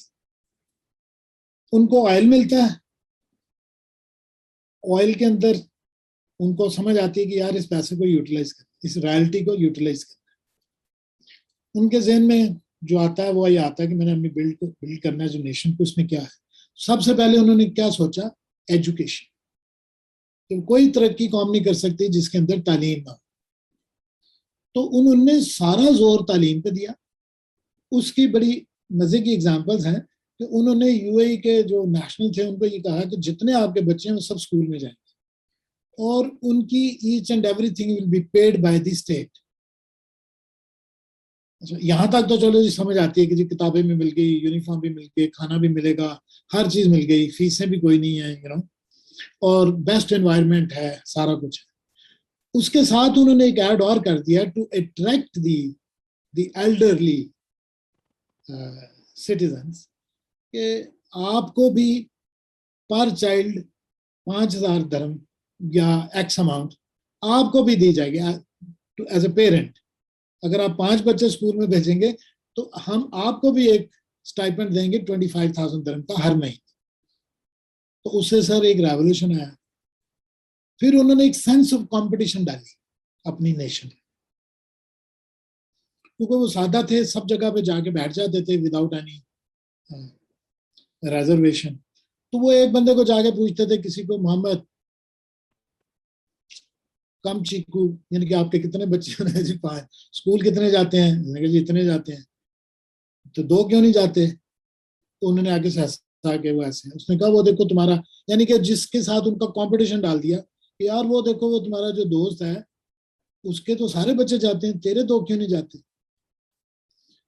फिर इन्होंने फॉरेन कंट्रीज में बच्चों अपनी अपनी नेशनल को भेजना शुरू, यंगस्टर्स को. आफ्टर द स्कूलिंग इन्होंने स्कॉलरशिप के ऊपर दूसरे कंट्रीज में बच्चों को पढ़ाई के लिए भेज दिया. अब हमें किसी को नहीं. और तीसरी चीज उन्होंने ये की कि दुनिया के बेस्ट एक्सपर्ट अपने कंट्री में लेके आए, जो इनकी नेशन को पढ़ा रहे थे, सिखा रहे थे और एजुकेशन दे रहे थे. तो ये एक क्या जैसे कहते हैं कि खेल खेल में जी किसी को समझ भी नहीं लगी और उनकी नेशन बिल्डिंग होनी शुरू होगी, तालीम आनी शुरू होगी. उस एनवायरनमेंट को सर उन्होंने परवान इस तरह चढ़ाया कि अगर कोई बच्चा पढ़ गया है या बच्ची पढ़ गई है तो उन्होंने ऐसे कहा कि तुमने काम करना है, नौकरी करनी, घर नहीं बैठना. उसके लिए उन्होंने इंफ्रास्ट्रक्चर बनाए, इंस्टीट्यूशंस बनाए. उन्होंने कहा जाओ जाके काम करो. तो अगर उस एक जगह पे काम करने की सैलरी अगर आम आदमी की 10,000 dirham थी, तो उन्होंने अपनी नेशन के बच्चे को 30,000 dirham दिए. Utilising the wealth of UAE. इस पे गौर करें आप, तो उसने अपना ह्यूमन रिसोर्स कैसे डेवलप किया. उन बच्चों को जिनको पैसे मिले, उनके वालिदैन को मिले. फिर उनकी एक कॉम्पनसेशन थी कि जी आपकी जमीन को हमने बिल्डिंग बना देनी है तो इसको हम डिमोलिश करेंगे, ये तुम्हारी जगह जो है. तो उन्होंने उनको कुछ 100% ज्यादा पैसे दिए. अगर उसकी वैल्यू $10 million थी तो उन्होंने उसको 50 million dirham दे दिए या 50 million यानी कि जमीन कब्जा करके नहीं बनाई, उनको उसके अंदर शरीक किया कि जी. हाँ जी, कब्जा नहीं, वो ओनरशिप उधर ही रही, उसको रॉयल्टी भी मिली. और उसके साथ उन्होंने उसको उस इंडिविजुअल को दूसरी जगह पे लैंड भी दी कि आप इसके ऊपर बिल्ड भी करो. ठीक है। फिर वो आए सर दूसरी तरफ, वो आए एग्रीकल्चर की तरफ, उन्होंने देखा कि सारा डेजर्ट है। तो इस कंट्री को गजा में, खाने में, इन सारी चीजों में इंपोर्ट करने की बजाय इस मुल्क में ये सारी चीजें आनी चाहिए। मेरे सीनियर्स जब इस इंटरव्यू को देखेंगे तो वो कहेंगे कि ये देखो कैसी कैसी बातें सुना गया कि पाकिस्तान से जो मट्टी है, जरखेज मट्टी, सर ये जाती रही है शिप्स के ऊपर, डॉ के ऊपर, किश्तियों के ऊपर, नीचे सैंड है, ऊपर हमारी मट्टी है। और अब आप कभी तशरीफ लेके जाएं वहां पे अंगूरों के बाग हैं, लेमन के बाग हैं, आम वहां पे हैं, खीरे अंधाधुंध हैं, यानी कि उनकी वेजिटेबल्स एंड सारी चीजें वहां पे आप वो सेल्फ सफिशिएंट है। और अगर आप मुझे, आपके पास टाइम है तो मैं 2 मिनट में एक और आपको एग्जांपल सुना दूं। नहीं नहीं, बिल्कुल। और मुझे तो हैरानी हुई, ये मुझे नहीं पता था कि लिटरली शिप्स के अंदर पाकिस्तान की जो मट्टी है वो जाके लगी ऐसे ही वहां पर। प्लांट्स जाते रहे हैं सर। अच्छा, उसमें ये था सर कि इन्होंने जब ये एग्रीकल्चर की तरफ इन्होंने किया काम, तो इन्होंने किसी, एक तो मैं दो एग्जांपल सुनाऊंगा। एक एग्जांपल ये, इन्होंने किसी कॉन्ट्रैक्टर को पैसे दिए कि तुमने इस डेजर्ट में पौधे लगा दे। तो एक दिन वो आगे इंस्पेक्शन करने, उन्होंने कहा इंस्पेक्शन करते हैं। वो इंस्पेक्शन जब की तो वो पौधे नहीं लगे हुए थे, टहनियां ही लगी हुई थी। तो वो साहब जो है वो रात को कंट्री छोड़ के भाग गए। He was an expatriate. तो नेक्स्ट डे उनके कंपेनियन ने कहा कि वाला है हाज़े हराम, ये देखो कितनी जाती की है उसने, तो ये तकरीबन 5 मिलियन का खसारा है धर्म में। तो उनकी विजनरी थॉट ने, अल्लाह ताला उनको अपने जवार रहमत रखे, उन्होंने क्या कहा, उन्होंने कहा मैंने इसके लिए 25 मिलियन धर्म रखे हुए थे कि ये इतने पैसे खर्चेगा बीच में से, ये तो 5 में ही भाग गया। ठीक है जी। दूसरी तरफ जो है इनका एग्रीकल्चर का, फिर इन्होंने लोगों को, अपनी कौम को चावल सारी चीजें सब्सिडाइज की, क्योंकि तुम्हें किसी हर चीज में तुम्हें सेल्फ सफिशिएंट होना। और फिर आहिस्ता आहिस्ता इनको बनाया। और मैं जो दूसरी सॉरी एग्जांपल देना रहा था कि मुझे याद आ गई कि जब इन्होंने एग्रीकल्चर शुरू की तो इन्होंने लोगों को पीस ऑफ लैंड दिए, डेजर्ट में रेत, और ट्यूबवेल लगा दिए, पानी आना शुरू हो गया। और हर बंदे को एक बुक दे दी which was complemented through the Abu Dhabi municipality to the banks. Banks में फंड जो है वो रखा दिए गए। और उस बुक के ऊपर ये था कि जी इस बंदे ने अपने एग्रीकल्चर लैंड के अंदर फला चीज बीजी है, लाइक खीरे हैं या टमाटर है। मैं आपको टमाटरों की एग्जांपल देगा क्योंकि वो मैंने देखे ऐसी। तो वो जब वो टमाटरों की फसल उगी आई तो उसको कहा कि जाओ अबू धाबी म्यूनिसिपैलिटी में जाके आपने ये उनको देने और वो आपको इसके पैसे देंगे। तो वो पैसे ले लिए। पैसे कैसे लिए कि वही जो बुक बनी हुई थी, उन्होंने कहा okay go to the bank. Authorities ने साइन कर दिए कि जी हाँ हमने इनसे ये फसल खरीद ली है, वेजिटेबल्स खरीद ली है और आप इनको पैसे दे। तो वो जो इंडिविजुअल थे, वो साहब जो भी थे, वो नेशन उनकी, उन्होंने पैसे लिए और बड़े खुश खुश गए कि वल्लाह है अना हसल मनी फ्रॉम दी मिजरा, यानी ज़राअत से मुझे पैसे मिले। टुवर्ड्स द अदर साइड जो वो फसल उगती थी वो खाने के काबिल नहीं थी, क्योंकि एक्सपेरिमेंट हो रहे थे ना। सॉइल ठीक नहीं थी, स्ट्रेंथ नहीं थी उस सॉइल के अंदर। तो उन्होंने उन म्यूनिसिपैलिटी को ये कहा हुआ था कि ये सारा खाना, ये सारा सॉरी जितने वेजिटेबल या जो अजनास आप इनसे खरीदते हो, किसी इनको पता ना चले कि ये कहाँ गई हैं। Go to inside the deep in the desert और इसको वहां जाके बरी कर दो। तो सर आज आप देख लें कि उनके पास सारी चीजें, उनकी डॉक्यूमेंट्री देख लें कि उनकी कैसी है। उसके बाद सर इन्होंने तीसरी चीज की, इंफ्रास्ट्रक्चर। रोड्स डेवलपमेंट बहुत ज्यादा हुई, कंस्ट्रक्शन बहुत ज्यादा हुई। इन्होंने पूरी पूरी बस्तियां अपनी जो थी, उनकी कस्बे जिनको हम कहते हैं, वो इन्होंने साफ किए। And I should salute to the nation as well कि किसी एक बंदे ने भी वहां जुलूस नहीं निकाला, किसी एक ने कहा नहीं मैंने अपनी जमीन नहीं देनी, किसी एक ने नहीं कहा कि भाग जाओ यहां से, मैं तो स्टे लेके आऊंगा। ठीक है। So they also complimented to the vision of their leader as well. ठीक है। और आज आप इनको देखें जब आप एयरपोर्ट पे उतरते हैं तो दे से वेलकम टू यूएई। जब आप ठप्पा लगा के एग्जिट का लगवा के तो वापस आने लगते हैं तो वो कहते हैं कि wish you best of luck, thank you for visiting our country. और उनके उसके ऊपर चॉकलेट्स पड़ी होती है, वो आपको जबरदस्ती विश करते हैं, देते हैं। चौथी चीज जो इन्होंने रूलर ने डाली अपनी विजडम से, हम्बलनेस इन द नेशन।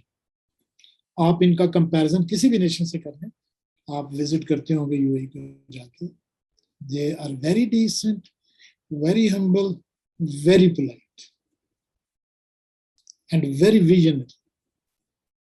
तो मैं तो सर आज उनको देख के मैं हैरान होता हूँ कि यार इन्होंने ही क्या। अच्छा, अब मेरा ये सवाल तो लंबा हो गया, जवाब मेरा थोड़ा सा मैं जल्दी से इसमें ऐड कर देता हूँ कि एक तो सर इनको ऑयल मिला, दूसरा सर ये है कि अब आप खुद ब खुद पाकिस्तान से मैच करते जाइएगा, क्योंकि मेरा ये मुल्क है, मैं उसके खिलाफ कोई बात नहीं कर सकता।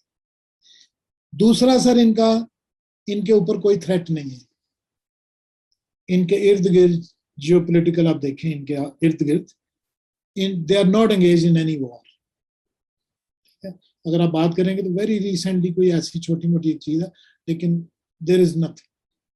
ठीक है, ये इनकी पॉलिसी है, ये ऐसे नहीं है कि इनके इर्द गिर्द कोई नहीं है। ये इस लीडर की पॉलिसी ये थी कि हमने फोकस करना है to build the nation, to build the country without any conflict. इनके ऊपर कर्म ये हुआ कि अल्लाह ताला ने इनके पास इर्द गिर्द कोई भी ऐसी चीज नहीं। हमारा, मैं आपको बाद में अपने पाकिस्तानियों के बाकी पाकिस्तान के बाद में पॉइंट्स बनाता हूँ। तीसरी सर चीज ये है इनके साथ कि इनकी नेशन जो है उसने बहुत ज्यादा रिसेप्टिव हुआ, दे बो टू देयर लीडर। ठीक है, उसके बाद सर ये हुआ कि इनकी जितनी भी, इनका मुल्क छोटा है, शायद कराची जितना है, इजी टू कंट्रोल। ठीक है जी, इनके लॉ एंड ऑर्डर को बड़े आसानी से आप ले लेते हैं। हम जब आते हैं वापस हम एग्जाम्पल देते हैं तो यार उधर तो वो एक दिन कहते हैं कि जी आपने सीट बेल्ट बांधनी है, तो विद इन आवर्स 99% जो है ना वो उसकी वो हो जाती है। ये सर विल है एक इंडिविजुअल ह्यूमन बीइंग के अंदर। जिस तरह के मैं रोजा रखता हूं तो मेरा और ये अल्लाह के साथ राब्ता है, मैं खाता कोई नहीं, मुझे देख भी कोई नहीं रहा। इसी तरीके से सर जब मैं इस तरफ देखता हूं तो ये एक इंडिविजुअल ह्यूमन बीइंग की विल है कि वो जो डिफाइंड जो है चीजें उसको मैं ओबे कैसे करता हूँ, जो रूल्स हैं मैं उसको कैसे लेके आता हूँ। वो मैंने बहुत सारे दुनिया के दूसरे मुल्कों में देखा, तो ये लैक करते हैं इंडिविजुअल टू इंडिविजुअल, कोलेक्टिवली इस तरह है नहीं। तो ये भी चीज थी। उसके बाद फिर उनको अल्लाह ताला ने उनके ऊपर करम किया है कि उनके अंदर लीडरशिप का फुकदान सर कभी नहीं आया। The ruler of Abu Dhabi, the ruler of UAE ruled the country 37 years, 35 years. एक भी हिंड्रेंस के बगैर, किसी भी शोर शराबे के बगैर। और जब वो उनका इंतकाल हुआ तो हम वहीं पे थे, तो मेरे साथ एक मेरे सीनियर्स हैं जो actually he was very close to him. उनका नाम भी मैं आपको बता देता हूँ, he is another unsung hero. Zafar Iqbal Chaudhary उनका नाम है। In fact, he is the one who initiated all this huntings and जो मैंने सारी हिस्ट्री बयान की। He is again an unsung hero, unknown, and he is sitting in Abu Dhabi. Because it's, I must use unfortunate. तो मैंने उनको ये सवाल किया, मैं कहा सर कितनी रिलेशनशिप थी? कहने के यार 35 साल मैं इनके साथ। मैं कहा how you find it? He said it's a fatherly figure. और सर मैं आपको ये बताना चाहता हूँ, जब वो फौत हुए थे तो पूरा यूएई, पूरे एक्सपेट्रिएट रोए थे उनके लिए। तो ये सर इस तरह है। हमारे साथ जुल्म ये हुआ सर पाकिस्तान, जो आपने कहा कि उनका क्लाइंब कैसे हुआ जी, वो दुनिया के बेस्ट लोग लेके आए, बेस्ट सिस्टम लेके आए, इंफ्रास्ट्रक्चर लेके आए, उनके पास पैसा बड़ा था, क्राइम को कंट्रोल करने के लिए उनके पास गैजेट्स थी, क्योंकि उनके ह्यूमन रिसोर्स बड़ा कम है। तो उनके पास तो पैसा इतना था कि वो हर चीज खरीद सकते थे, और अभी भी ऐसा ही है। फिर ये हुआ कि पूरी दुनिया के जो लोग हैं वो अट्रैक्ट हुए उनकी कंट्री की तरफ। फ्री इकोनॉमी थी, नो टैक्सेस। तो आप देखें कि पूरी दुनिया, specially the third world country, जो गरीब मुल्कों की जो वेल्थ थी वो सारी ट्रांसफॉर्म हुई उस तरफ, उसका भी उन्हें बेनिफिट मिला। अब अगर आप मेरे पाकिस्तान की बात करते हैं कि जी ये कैसे हुआ, तो फिर इसमें पाकिस्तान का सर बिल्कुल कोई कसूर नहीं है सर। ठीक है जी, मैं अगर बोलूंगा तो मेरे शायद आंसू निकल आए, आई am very emotional. Pakistan is a big country with big population. We have resources, we don't have oil resources. हमारी इकोनॉमी बेस किस पे करती है जी? टैक्सेस के ऊपर। और हमारे पास सर क्या है? एग्रीकल्चर। एक साल हम कहते हैं जी बड़ी फसल हो गई है, दूसरे साल कहते हैं जी हम इम्पोर्ट कर रहे हैं जी, चीनी खत्म हो गई है जी, चीनी आ रही है जी। तो मुझे तो आप हर मोमेंट टू मोमेंट हिकअप कर रहे हैं ना, मुझे तो आप करंट दे रहे हैं कि मैं सुबह सो के उठता हूँ कहते हैं जी दो पेट्रोल नहीं आ रहे, पेट्रोल नहीं मिल रहा, गैस खत्म हो गई है अब। गैस खत्म हो गई। तो आप सर ये सारी चीजों को देखें कि ये कैसे डिटेरिएट हुई। Go back to Pakistan, early Pakistan, Pakistan of the president of Ayub Khan. ठीक है, मैं उनकी कोई तारीफ नहीं करना चाहता, as a dictator he was a dictator, लेकिन जितनी उनकी परसेंटेज ऑफ प्रोग्रेस आप देख लें, सारे डैम उनके जमाने में बने, सारी इंडस्ट्री उनके जमाने में बनी, सारे पैक्ट उनके जमाने में हुए हैं जी। सारी दुनिया उनके पास देखती थी, हर आदमी ये सोशल मीडिया के ऊपर वो फोटो लगाते हैं उनकी विजिट टू यूएस 60 कि जी प्रेसिडेंट कैनेडी जो हैं वो उनको लेने के लिए आ रहे हैं जी। और वो ऐसे, ये कैसे था? उस बंदे की अगर उसको कॉम्प्लीमेंट करना चाहें तो उसने ही ट्राई टू मेड पाकिस्तान। अच्छा, लेकिन आपके एक्सपीरियंस से आपने कहा ऑब्वियसली ऑयल नहीं था पाकिस्तान के पास और चीजें नहीं थी, लेकिन कुछ तो कोताहियां हमारी भी रही, लीडरशिप की रही या कौम की रही। From your point of view, क्या चीजें हम सीख नहीं सके, सही तरह कर नहीं सके, आगे कुछ सोच नहीं सके? हुआ आपके पर्सपेक्टिव में गैप्स कहाँ हैं इस वक्त? अगर मैं इस पर्सपेक्टिव से जानना चाहता हूँ कि आपने इतना एक्सपीरियंस किया, दुनिया देखी, यूएई का राइज देखा, उनके कीज टू सक्सेस आपने बड़े डिटेल में अभी डिस्क्राइब किए, तो हम क्या सीख सकते हैं बिलखुसूस एज यंगर जनरेशन? यंग मुल्क है हमारा, 30 से कम की उम्र के लोग मेजोरिटी हैं इस मुल्क के के अंदर। क्या सीख सकते हैं कि भाई जो हुआ चले हुआ, पास्ट हो गया, अब फ्यूचर की तरफ देखना है, आगे तरक्की करनी है, तो क्या हम सीख सकते हैं? मैं उजैर साहब इसको दो हिस्सों में ले लेता हूँ। Please allow me to express कि मैं ये नहीं कहता कि पाकिस्तान के पास ऑयल नहीं था तो इसलिए ऐसे हो गया। That is one factor. मैं तो आपको बता रहा हूँ कि फ्यूल जो पेट्रोल था वो उस वक्त भी नहीं था जब अयूब खान साहब थे, लेकिन उन्होंने तरक्की तो की ना, उन्होंने डैम तो बनाए ना, उन्होंने सारा कुछ किया। तो हमारे साथ जुल्म, पहला तो जुल्म ये हुआ सर, हमें जंगों में धकेल दिया।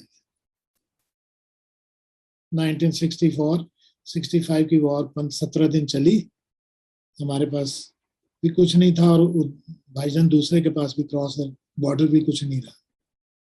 ठीक है जी। And then we were be kneel down के जनाब आओ जाके ताशकंद में आके पैक्ट करो। ठीक है जी। उसके बाद सर हमारा मुल्क थोड़ा बहुत आगे चलता है, सारा कुछ होता है, हमें आप 71 की वॉर में इन्वॉल्व कर देते हैं। मैं थोड़ा सा ऊपर गया तो वो कीड़ी वाली मिसाल है, मुझे आपने फिर नीचे फेंक दिया, क्या हम नीचे आ गए, ये कहते हैं, हम किसी को ब्लेम नहीं देते सर। उसके बाद हम आगे चलते हैं, प्रेसिडेंट ज़ियाउल हक का जमाना आता है तो आप हमें अफगान वॉर में धकेल देते हैं, प्रॉक्सी वॉर आ जाती है सर, मेरा सारा कुछ आया हो जाता है, मेरे रिसोर्सेस, मेरा ह्यूमन, मेरा इंफ्रास्ट्रक्चर और मेरे मुल्क के लोग। यूएई के अंदर पाकिस्तान की मट्टी गई तो पाकिस्तान के अंदर जो है वो AK-47 आ गया। हाँ ठीक है जी। तो मेरे मुल्क को आपने हेरोइन दे दी, मेरे मुल्क को आपने वो दे दी, क्लाशनकोव दे दी, जो आप बता रहे हैं AK-47 दे दी। ठीक है जी। उसके बाद सर आप आगे चलते हैं, फिर एक जैसे 3 मार्शल तो पहले ही निकल गए। ठीक है जी। उसमें भी ये हुआ कि जी जब ये आते हैं तो हम ये कहते हैं कि one individual says that I am the ultimate wisdom, मैं अगले कुल हूँ। अनफॉर्चुनेटली ये है कि वो महल्लाती साजिशें फिर के इर्द गिर्द जो लोग बैठ जाते हैं, कहते हैं जी सुबहान अल्लाह, आप जैसा तो बंदा ही कोई नहीं है, ठीक है, तो मेरा मेरा या मेरे लीडर का वो दिमाग मूव कर देता अच्छा, ये भी बड़ी इंटरेस्टिंग चीज है। मैं कंपेयर करूंगा रियली क्विकली, क्योंकि आपने यूएई का एग्जांपल दिया कि उनके रूलर विजडम के अंदर इंटरनेशनल एक्सपर्ट्स को ला रहे हैं, उनकी बात सुन रहे हैं। हमारे यहाँ हमेशा ये रहा है कि हमारे रूलर्स अपने साथ जो हैं वो क्या कहते हैं, वेल विशर्स को, या जो लोग कानों में प्यारी प्यारी बातें भरते हैं उनके साथ ही सराउंड कर लेते हैं, तो वो भी एक बड़ा जो है इम्पैक्ट करता है मुल्क को। है जी। मैं एक एग्जांपल दे देता हूँ, दोनों मुल्क के, यूएई का और पाकिस्तान की मैं बात करने लगा, या मैं जनरली बात करूँ, उनके मुल्क में मैंने एक एग्जांपल ऐसी देखी कि somebody was there and he wanted to go एक रिस्ट्रिक्टेड एरिया में विदाउट द पास। रिस्ट्रिक्टेड भी नहीं कह सकते कि एक जगह पे हो जाने, where you have to go with the permission. तो वहां पे जो अथॉरिटी, उसने पूछा कि वेयर इज द लाइसेंस, आपके पास परमिशन का है? परमिशन, उसने कहा मैं I am so and so. जहाँ यहाँ पे भी नहीं कहते कि पाकिस्तान में किसी को पुलिस वाला पकड़ लेता, कहता तो मुझे जानते नहीं, अभी मैं देखो फोन करता हूँ, यू नो। तो ये एक टेंडेंसी है ना यहाँ पे, जिसको हमने मारा नहीं है, उछाला है। उधर क्या हुआ कि यही बात जब एक फेलो उन्होंने, जब उन्होंने देखा कि थोड़ा टाइम खराब हो रहा है इधर, तो उन्होंने जो उनका जो शेख था उसको बताया कि यहाँ पे इस कोने में ये बात हो रही है कि somebody tries to go inside somewhere, और वो उसको ये कह रहा है। तो वो जो कह रहा है कि मैंने जाना है वो इम्पोर्टेंट, मैं जरा आपको पूरी वो नहीं बताना नहीं चाह रहा विद द फुल इवेंट, ठीक है, जैसे कॉन्फिडेंशियलिटी। तो जनाब उसने उन्होंने जो शेख साहब थे, उन्होंने पता क्या जवाब दिया अपने बंदे को? उनका सवी हिस्बिल कानून, कानून के मुताबिक काम करो जो करना है, ठीक है सर। एक ये बहुत बड़ा फैक्टर है सर यहाँ पे आपने हजारों एग्जाम्पल आप देख सकेंगे। तो ये एक ये भी चीज आई कि हमारे दिमागों में जो डाल दिया गया वो ये है कि मेरा सिफारिश के बगैर काम नहीं हो सकता, मेरा मेरी वाकफियत होनी चाहिए, मैं खुश होता हूँ रूल ऑफ लॉ को या रूल को तोड़ के, मैं अपने अदारों को मिलिया मेट करता हूँ, उनको एम्बेरस करता हूँ। अब ये बातें करने वाली नहीं है, आप देख लें, person in the uniform on the road, 45 degree temperature पे बंदा खड़ा हुआ है, अगर वो आप रोकने की कोशिश करता है, आप उसको मार के निकल देते, आप उसका यूनिफॉर्म फाड़ देते। उसके ऊपर सर उसका उसका जो कर रहा होता है ये चीज, उसको कौन सी सजा दी जाती है? टीवी पे ये तो दिखा दिया जाता है कि जी ये हुआ है, उसका एंड रिजल्ट किसी ने कभी बताया? तो ऑटोमेटिकली ह्यूमन बीइंग दिमाग के अंदर क्या चीज आएगी?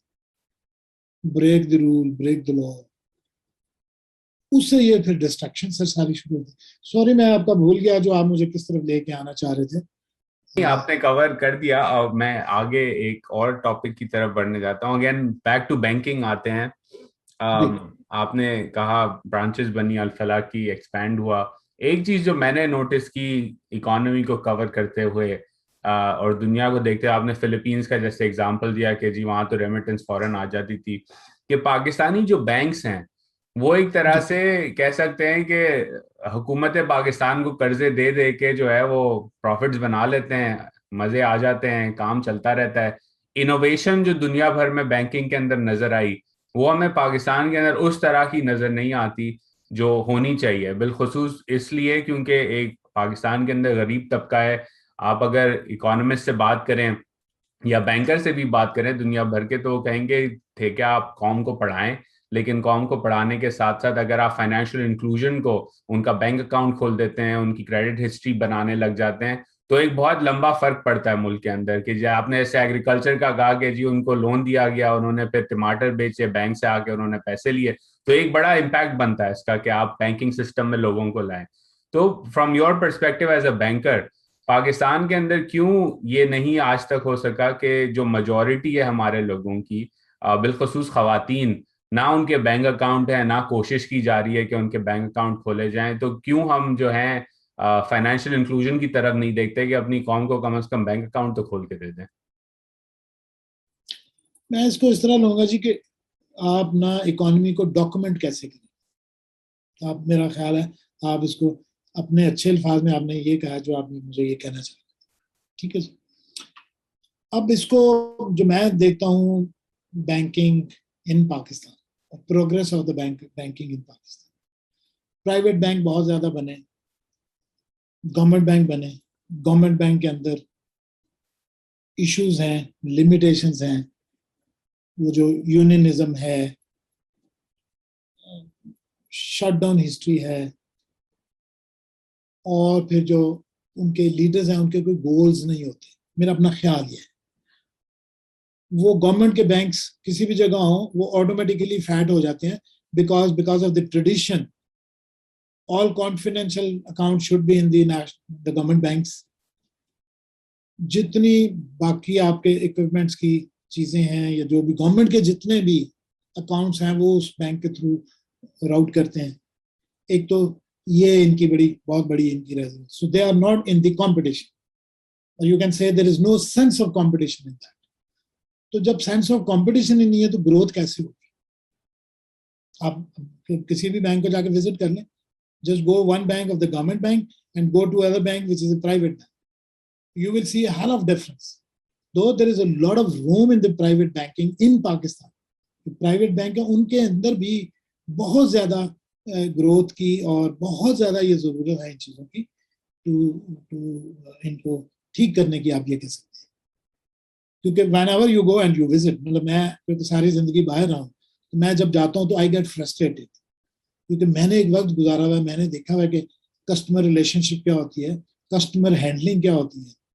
पर मुझे याद है, मैं आपने किस्से सुनाए तो मैं भी एक किस्सा आपसे शेयर करता हूँ कि मैं 2007 में अमेरिका आया एज अ कॉलेज स्टूडेंट। जेब में कोई $2000 होंगे। अब्बू ने कहा कि 1500 जो है वो फीस, डॉर्म के अंदर रहना है तो वहां फीस जमा करा देना, 500 तुम अपने पास रखो और बैंक अकाउंट खोल लेना। तो बैंक अकाउंट खोलने गया, बैंक ऑफ अमेरिका, आज तक मेरा उनके साथ बैंक अकाउंट है। गया, अंदर गया, उन्होंने आईडी मांगा, पासपोर्ट मैंने दिया, वीजा दिखाया अपना, कहा कितने पैसे हैं, 500 हैं। $500 जमा कराए, एड्रेस उन्होंने लिखा मेरा कि कहाँ रहते हो। घर गया, एक हफ्ते बाद मेल बॉक्स खोला तो उसके अंदर आया था कि you are pre approve for a credit card. जेब में $500 थे, मैंने उनको सिर्फ अपने $500 दिए और उन्होंने प्री अप्रूव क्रेडिट कार्ड करके, आज तक मेरा उनके साथ अकाउंट है। अगले साल मैं पाकिस्तान आता हूँ गर्मियों की छुट्टियों में, तो अबू कहते हैं कि अच्छा चलो यहाँ भी एक बैंक अकाउंट तुम खोल लो।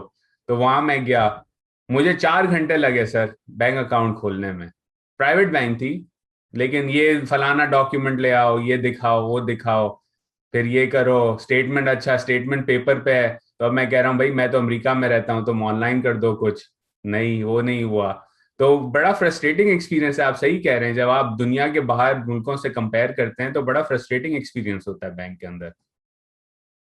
ये सर इसकी इसकी रूट कॉज क्या है? जिस जिस मुल्क की आप बात कर रहे हैं वहां पे सब भी नहीं है, और जो फ्रस्ट्रेशन की आप बात कर रहे हैं यहाँ पे सब भी है।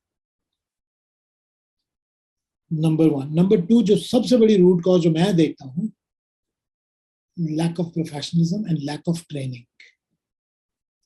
ट्रेनिंग किताबें पढ़ाने की नहीं, बैंकिंग टर्मिनोलॉजी की नहीं, उसकी सोल को चेंज करें अंदर से। कि वो जब एक अपने दफ्तर में बैठता है आके, तो जैसे एक एक्टर अपने रोल के अंदर आता है, तो उस वक्त वो, you can allow me to name the actors. बिल्कुल बिल्कुल, जो आप कहना चाहें। हाँ, आप एक एक्ट्रेस को देखें, I give the example of Mahwish है, उसको जितने भी रोल उसके आप देखें तो वो अपने रोल को कंसीव करती है। डायरेक्टर क्या उसे बताता है कि you have to act according to this. एक गाने की प्रेपरेशन जब होती है तो उसके सामने उसका डायरेक्टर नाच रहा होता है और उसको दिखा रहा होता है, और वो उसी स्टेप्स को लेके वो चलते हैं। आई एम सॉरी, पता नहीं ये एग्जांपल सूट करती है या नहीं करती। तो इसी तरीके से sir all walks of life, ethical training और इंस्टीट्यूशन की जो एथिक्स हैं और उनके जो रूल्स हैं उसके बारे में बात करें। हम क्या करते हैं, हम बंदे को उठा के समुद्र में या दरिया में फेंकते हैं, कहते हैं हूं आपको ही बाहर आ जाएगा। It is not that, sir. Rather, it is very damaging to the institution. मैं जब भी ये देखता हूँ और जब मैं आता हूँ बाहर आकर सोचता हूँ तो मैं ये कहता हूँ कि यार जो ऊपर हायरार्की बैठी हुई है उनको ये पता ही नहीं चल रहा कि this person is damaging the institution. और कितने खामोश ऐसे लोग, ऐसे कस्टमर होते हैं जो चुप करके निकल जाते हैं. और उन लोगों के जो सामने बैठे होते हैं, यकीन करें उनकी कोई ट्रेनिंग नहीं है, उनका कोई ट्रेनिंग हाउस नहीं. आप इनको वैल्यूएट कर लें, जितने भी बैंक्स हैं उनके किस किस के इंस्टीट्यूशन ऐसे हैं जहां पे उनके ट्रेनिंग सेंटर है. Except bank Al Falah, I am very proud to say, Karachi में हमारी होती थी ट्रेनिंग, ठीक है जी, और उनको 1 साल तक ट्रेनिंग दी जाती थी और उनको फ्री सूट दिए जाते थे कि बेटा आपने ये पहनना है. तो मैं सर जो कह रहा हूँ ना कि अपने कैरेक्टर में when I was in the suit. फिर मैं एक एग्जांपल और आपको देना चाहता हूँ. एक दफा हम किसी को मिलने चले गए, अबू धाबी नेशनल कंपनी की, उसके general manager. I was myself and there was my colleague also. उसका कद था, is a Pathan, he was 6 feet 7 inches high, खूबसूरत नीले रंग का सूट पहना हुआ. जब हम उस जनरल मैनेजर के पास गए तो उसने हमें नहीं कहा कि आप बैठ जाओ. So we were standing in front of him और वो बोलता रहा, अपने अकाउंट की बात हम करते रहे, डिपॉजिट्स की बात करते रहे, सारा कुछ करते रहे. We achieve something from him. हम बाहर आ गए. तो मेरा जो दोस्त था, he was from the KPK, तो वो बड़ा गुस्से में कहता, यार मड़ा देखो यार इसने कितना, यार ये वैसे है, इसने यार हमें ये नहीं कहा कि बैठो. सर मेरा आंसर उसको पता क्या था? मैं कहा what do you think, he is your friend, he is your relative, in what capacity you came to meet him over here? कहता यार as a representative of the bank. मैं कहा that's it. So your relationship is, it's not your relationship with him. His institution relationship is with your institution. तो मैंने कहा भाई साहब ये कोड को ना ऐसे झाड़ो, तेरी अगर कोई बेइज्जती हुई है इसको झाड़ दो. आप ये देखो कि हमने उससे कोई बिजनेस जब बात करके आए तो उसने हमें कुछ दिया, he said yes. तो मैं कहा बड़ा यार बात खत्म करो. Success was achieved. Successful achieved. ये सर ये thousands एग्जाम्पल ऐसे हैं. तो जो आपने मुझे डी ट्रैक हो गया और मैं बड़ी छोटे लेवल पे जाके मैंने बातें शुरू कर दी कि ट्रेनिंग है, उसको उसका जो पर्क्स हैं वो इतने होने चाहिए कि उसको ये सोचने की जरूरत ना हो जब वो किसी सामने बैठा हुआ अपने दफ्तर में डील कर रहा हो कि यार मेरे घर में आज डालडे का डब्बा नहीं जाएगा, मेरे पास पैसे नहीं है. बीसीसीआई ने और बैंक अल फलाह ने अपने एम्प्लॉइज को ये दिया कि वो कहीं जाके रिजाइन करके नहीं जा सकते थे, क्योंकि उनको पर्क्स इतने ज्यादा मिल जाते थे कि उनकी सोच, फिर फोकस क्या होता था, ऑन द वर्क, सिर्फ काम और सिर्फ काम, और अपनी इंस्टीट्यूशन के लिए सोचना. यहाँ पे सर ऐसे नहीं है. I will go back. तो आपने शुरुआत में बीसीसीआई की बात की कि जब आप एक रिम्यूनरेशन दे देते हैं, एक सैलरी होती है कि उसको फिक्र नहीं है घर में आज तेल आएगा कि नहीं आएगा, फिर उससे सेंस ऑफ ओनरशिप भी आ जाता है ना कि इंस्टीट्यूशन है, it takes care of me, my family trains me, मुझे सूट दिया कि भाई ये पहन के बैठो तो अच्छे लगोगे. तो फिर आप मेहनत भी ज्यादा करते हैं क्योंकि आपकी एक ओनरशिप है कि जी ये जस्ट नौकरी नहीं है जहाँ मैं पिस रहा हूँ या बैठा हुआ हूँ कुछ काम नहीं हो रहा. फिर आप कहते हैं कि जी I want to grow the bank as well, I want to grow my institution because institution ने मुझे has taken care of me in my life as well. बिल्कुल ऐसे ही है. इसकी एक और एग्जांपल है कि अबू धाबी का जो क्रिकेट स्टेडियम है, हमारा जो पाकिस्तान में बैंक अल फलाह है वो इसको कॉम्प्लीमेंट किया करता था, ठीक है जी. तो हम लोग वहां पे होते थे, जो ओनर था बैंक का वो भी वहीं पे थे, और वही लेजेंडरी जेंटलमैन बशीरदार भी वहीं पे थे. तो eight the end of the cricket match वो मैन ऑफ द मैच, जिसे आजकल प्लेयर ऑफ द मैच कहते हैं, वो देना होता था. उसको देने के लिए किसको नीचे जाना चाहिए, down on the ground, the boss, correct. तो हम बैठे होते थे, जब मैच खत्म हो जाता था तो वो अनाउंस होता था, लोग आते थे उनके पास कि जी सर नीचे चलें, आपने वो अवार्ड देना उनको. You know what he used to do, आप जरा यूट्यूब पे जाके देखें कि कौन लोग देते थे इसको मैन ऑफ द मैच और प्लेयर ऑफ द मैच को अवार्ड कौन होते थे। हम जैसे नॉर्मल, वो एक को कहते थे चलो भाई जाओ नीचे शाबाश बच्चा, जाओ जाके मैन। तो इसमें अब ये देखें कि sign of confidence, respect of your senior, और वो बंदा कितना खुश होता होगा और कितना वो भर जाता होगा कि यार I am been exposed to the public, मैंने यार अवार्ड दिया जाके। तो उससे फायदा किसको होता था अल्टीमेटली? इंस्टीट्यूशन। यहाँ पे ऐसे नहीं, यहाँ पे मुराद यह कि जनरली लाइफ में ऐसे नहीं होता। ठीक है, तो अच्छा, अब मैं एक दो सवाल थोड़े इंटरेस्टिंग से पूछना चाहता हूँ। अगर आप नाम बताना चाहें लोगों के तो बता दें, वरना किस्सा ही सुना दें। आपने जो है अपने एक्सपीरियंस के अंदर काफी लीडर्स, पाकिस्तानी लीडर्स के साथ मुलाकातें हुई, काम किया। बैंकिंग के अंदर तो वैसे ही ज्यादा जान पहचान की जरूरत होती है इंटरपर्सनल लेवल पे। तो फ्रॉम योर पर्सपेक्टिव, कौन से ऐसे लीडर्स हैं जो आप भी आज याद करते हैं कि यार ये इस लीडर में जो है ना बड़ी खूबी थी, या इस लीडर के साथ जो है बड़ा अच्छा एक्सपीरियंस रहा इन terms of their commitment, in terms of their attitude, in terms of their forward looking thinking के जी कुछ मुल्क के लिए अच्छा करना है और इस तरह जो है आगे काम बढ़ाते हैं? Sir you are putting me in trouble. नहीं, ट्रैवल की बात नहीं, क्योंकि देखिए मैं तो ये इसलिए पूछ रहा हूँ, मैं आपको रीजन बता देता हूँ सवाल का। हमारी एक तरह से आदत भी हो चुकी है कि हम हर चीज को जो है ना क्रिटिसाइज करते हैं, ये भी बुरा है, वो भी बुरा है, ये भी अच्छा नहीं है, ये भी अच्छा नहीं है। लेकिन लोगों में खामियां भी होती हैं, खूबियां भी होती हैं। आपने काफी लीडर्स के साथ काम किया, तो मैं आपसे फ्रॉम योर एक्सपीरियंस सुनना चाहता हूँ कि जी क्या आपको कुछ लीडर्स की कौन सी बातें जो है वो आपको पसंद आई, जो आपको आज तक याद है?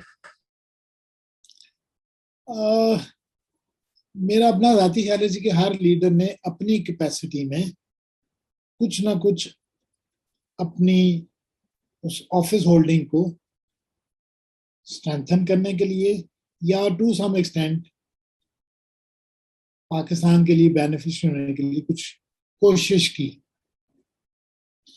But unfortunately I am very sorry to say कि जनरली जो है ना जी ये चीज जो गई है ना, ये सिर्फ गई है सेल्फ प्रेज, सेल्फ बेनिफिट और individualism.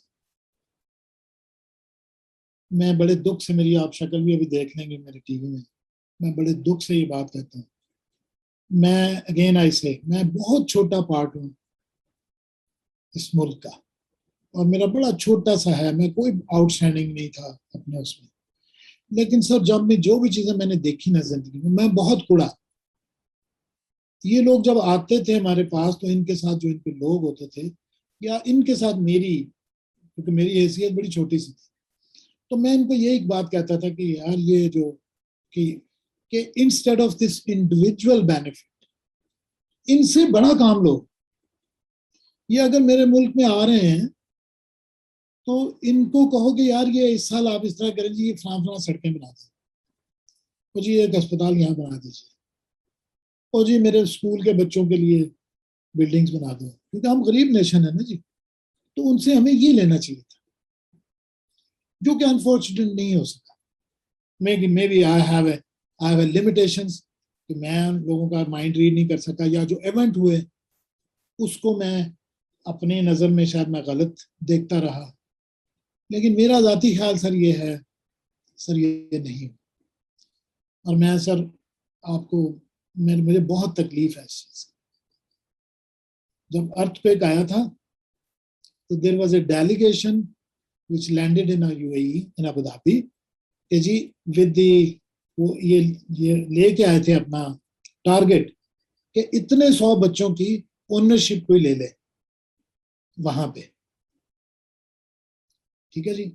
Again the legendary gentleman mister Bashir Tahir, he went to the sheikh, उसने कहा कि जी ये मेरे मुल्क में वो आया हुआ है, जल्जला आया हुआ है, तो उसके लिए ये आए हैं, डेलीगेशन आया है, इन बच्चों के लिए ओनरशिप लेनी है कि हर बंदा अपने एक बच्चे को अडॉप्ट करे।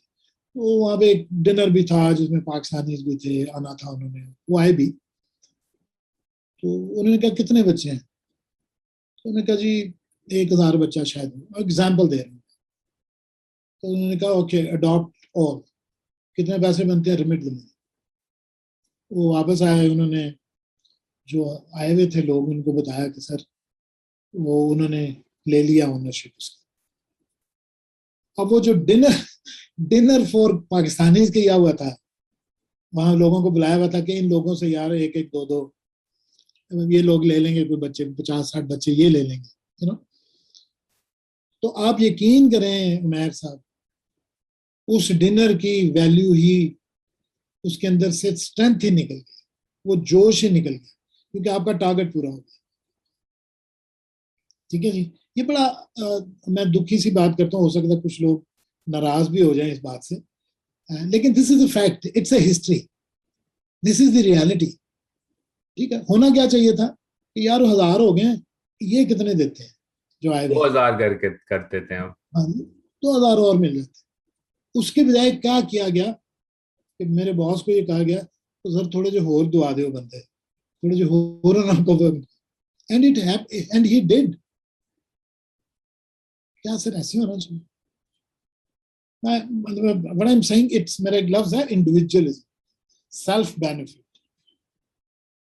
वो हमें ना जी ये मार गया। और हमें ये खाली लीडरशिप की ना बात करें, आप ट्रिकल डाउन नीचे तक आए, हम सारे ऐसे वो होता ना, एक बस पे लिखा था ना, तू लंघ जा साडी खैर है। अब ऐसे नहीं है, अब ये है कि मैं लंघ जावा तेरी खैर है। आप सारा हर फील्ड ऑफ लाइफ में आप देखें ये ऐसे है। तो ये सर डंडे से नहीं होगा काम, ये सर वेल्थ से नहीं होगा, ये self self wisdom, self thought. मैं खुद अपने आप को जब तक चेंज नहीं करूंगा ये नहीं होगा सर। थिंक आपकी जो पॉइंट था on individualism is a very valid one, के ये एक इशू है और आपको नीचे तक नजर आता है, और इसी वजह से इंस्टीट्यूशन नहीं बनते, सस्टेनिंग इंस्टीट्यूशन नहीं बनते, इंडिविजुअल पे काम चलता है। इंडिविजुअल अगर उसको ऊपर से टाइट करके रखा हुआ है तो चल रहा है, नहीं चल रहा तो नहीं चल रहा, और इम्प्रूवमेंट नहीं हो रही। And I think that in end of itself is where hopefully जो यंगर जनरेशन है, जो लोग सुन रहे हैं, वो इस बात को समझें कि किसी तरह हमें इस इंडिविजुअलिज्म से बाहर निकल के as a society collectively collective good के बारे में सोचने की जरूरत है। क्योंकि यूर राइट कि अगर आप हर चीज इंडिविजुअलिज्म की नजर से देखेंगे तो वही होगा कि जी कोई आपको मुर्गी में चूना लगा रहा है, कोई पेट्रोल में चूना लगा रहा है, कोई गंदुम आटे में चूना लगा रहा है, और चूना जितना लगता जाएगा उतना ही बुरा हाल एज कलेक्टिवली होता जाएगा। कि ये काउंटर इंटुइटिव है ना, कि अगर हर कोई सोचे कि मैं अपना बेहतरी करूंगा तो उसकी बेहतरी में ही उसका भी नुकसान होगा, सोसाइटी का भी नुकसान होगा, और आगे नहीं बढ़ सकेंगे। And I think that is a great point at which we can end, because I think जो आपने स्टोरी शेयर की, जो आपने अपने करियर के बारे में इंटरेस्टिंग इंसाइट्स दी कि जी कहाँ से शुरू हुआ है, नाइक bank Al Falah became an institution.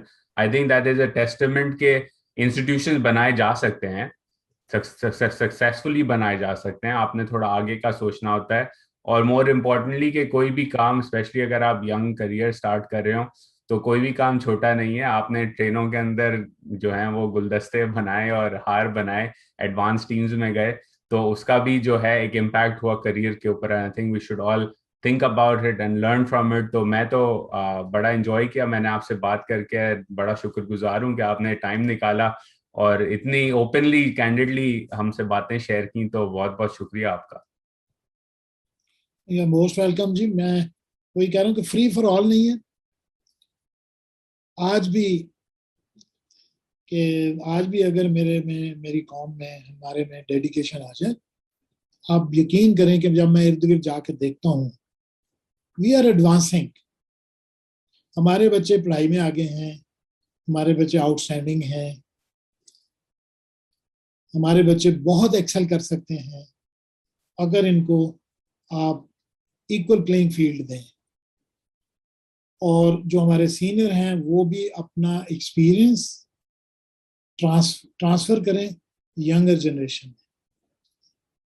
मैं बड़ा होपफुल हूँ इस नेशन से कि अगर आप देखें तो हमने हर फील्ड ऑफ लाइफ में एक्सेल किया है। लेकिन मैंने जो थोड़ी सी तकलीफ में जो बात की है कि ये जो प्रोग्रेस है ना, ये मल्टीप्लाई हो सकती है। यकीन करें, आप देख लें सेंट डस्ट में हमारे बंदे फर्स्ट आते हैं, फायरिंग कंपटीशन में हम होते हैं, हमारी फोर्सेस बेस्ट फोर्सेस हैं दुनिया की, हमारी एजेंसीज बेस्ट हैं, हमारे बैंकर्स बेस्ट हैं। जो आप देखें ना सक्सेस स्टोरी जो हमने सारी बैंकिंग पे सारी बात की है, वी आउट क्लास एवरीबडी।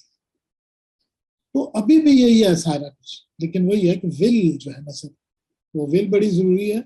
और मेरी यंगस्टर जनरेशन से यही रिक्वेस्ट है sir, be honest to yourself और अपने आप को एंगेज करो, हर चीज में एक्सेल करो, और अपनी तालीम लिमिटेड नहीं रखो किताबों तक।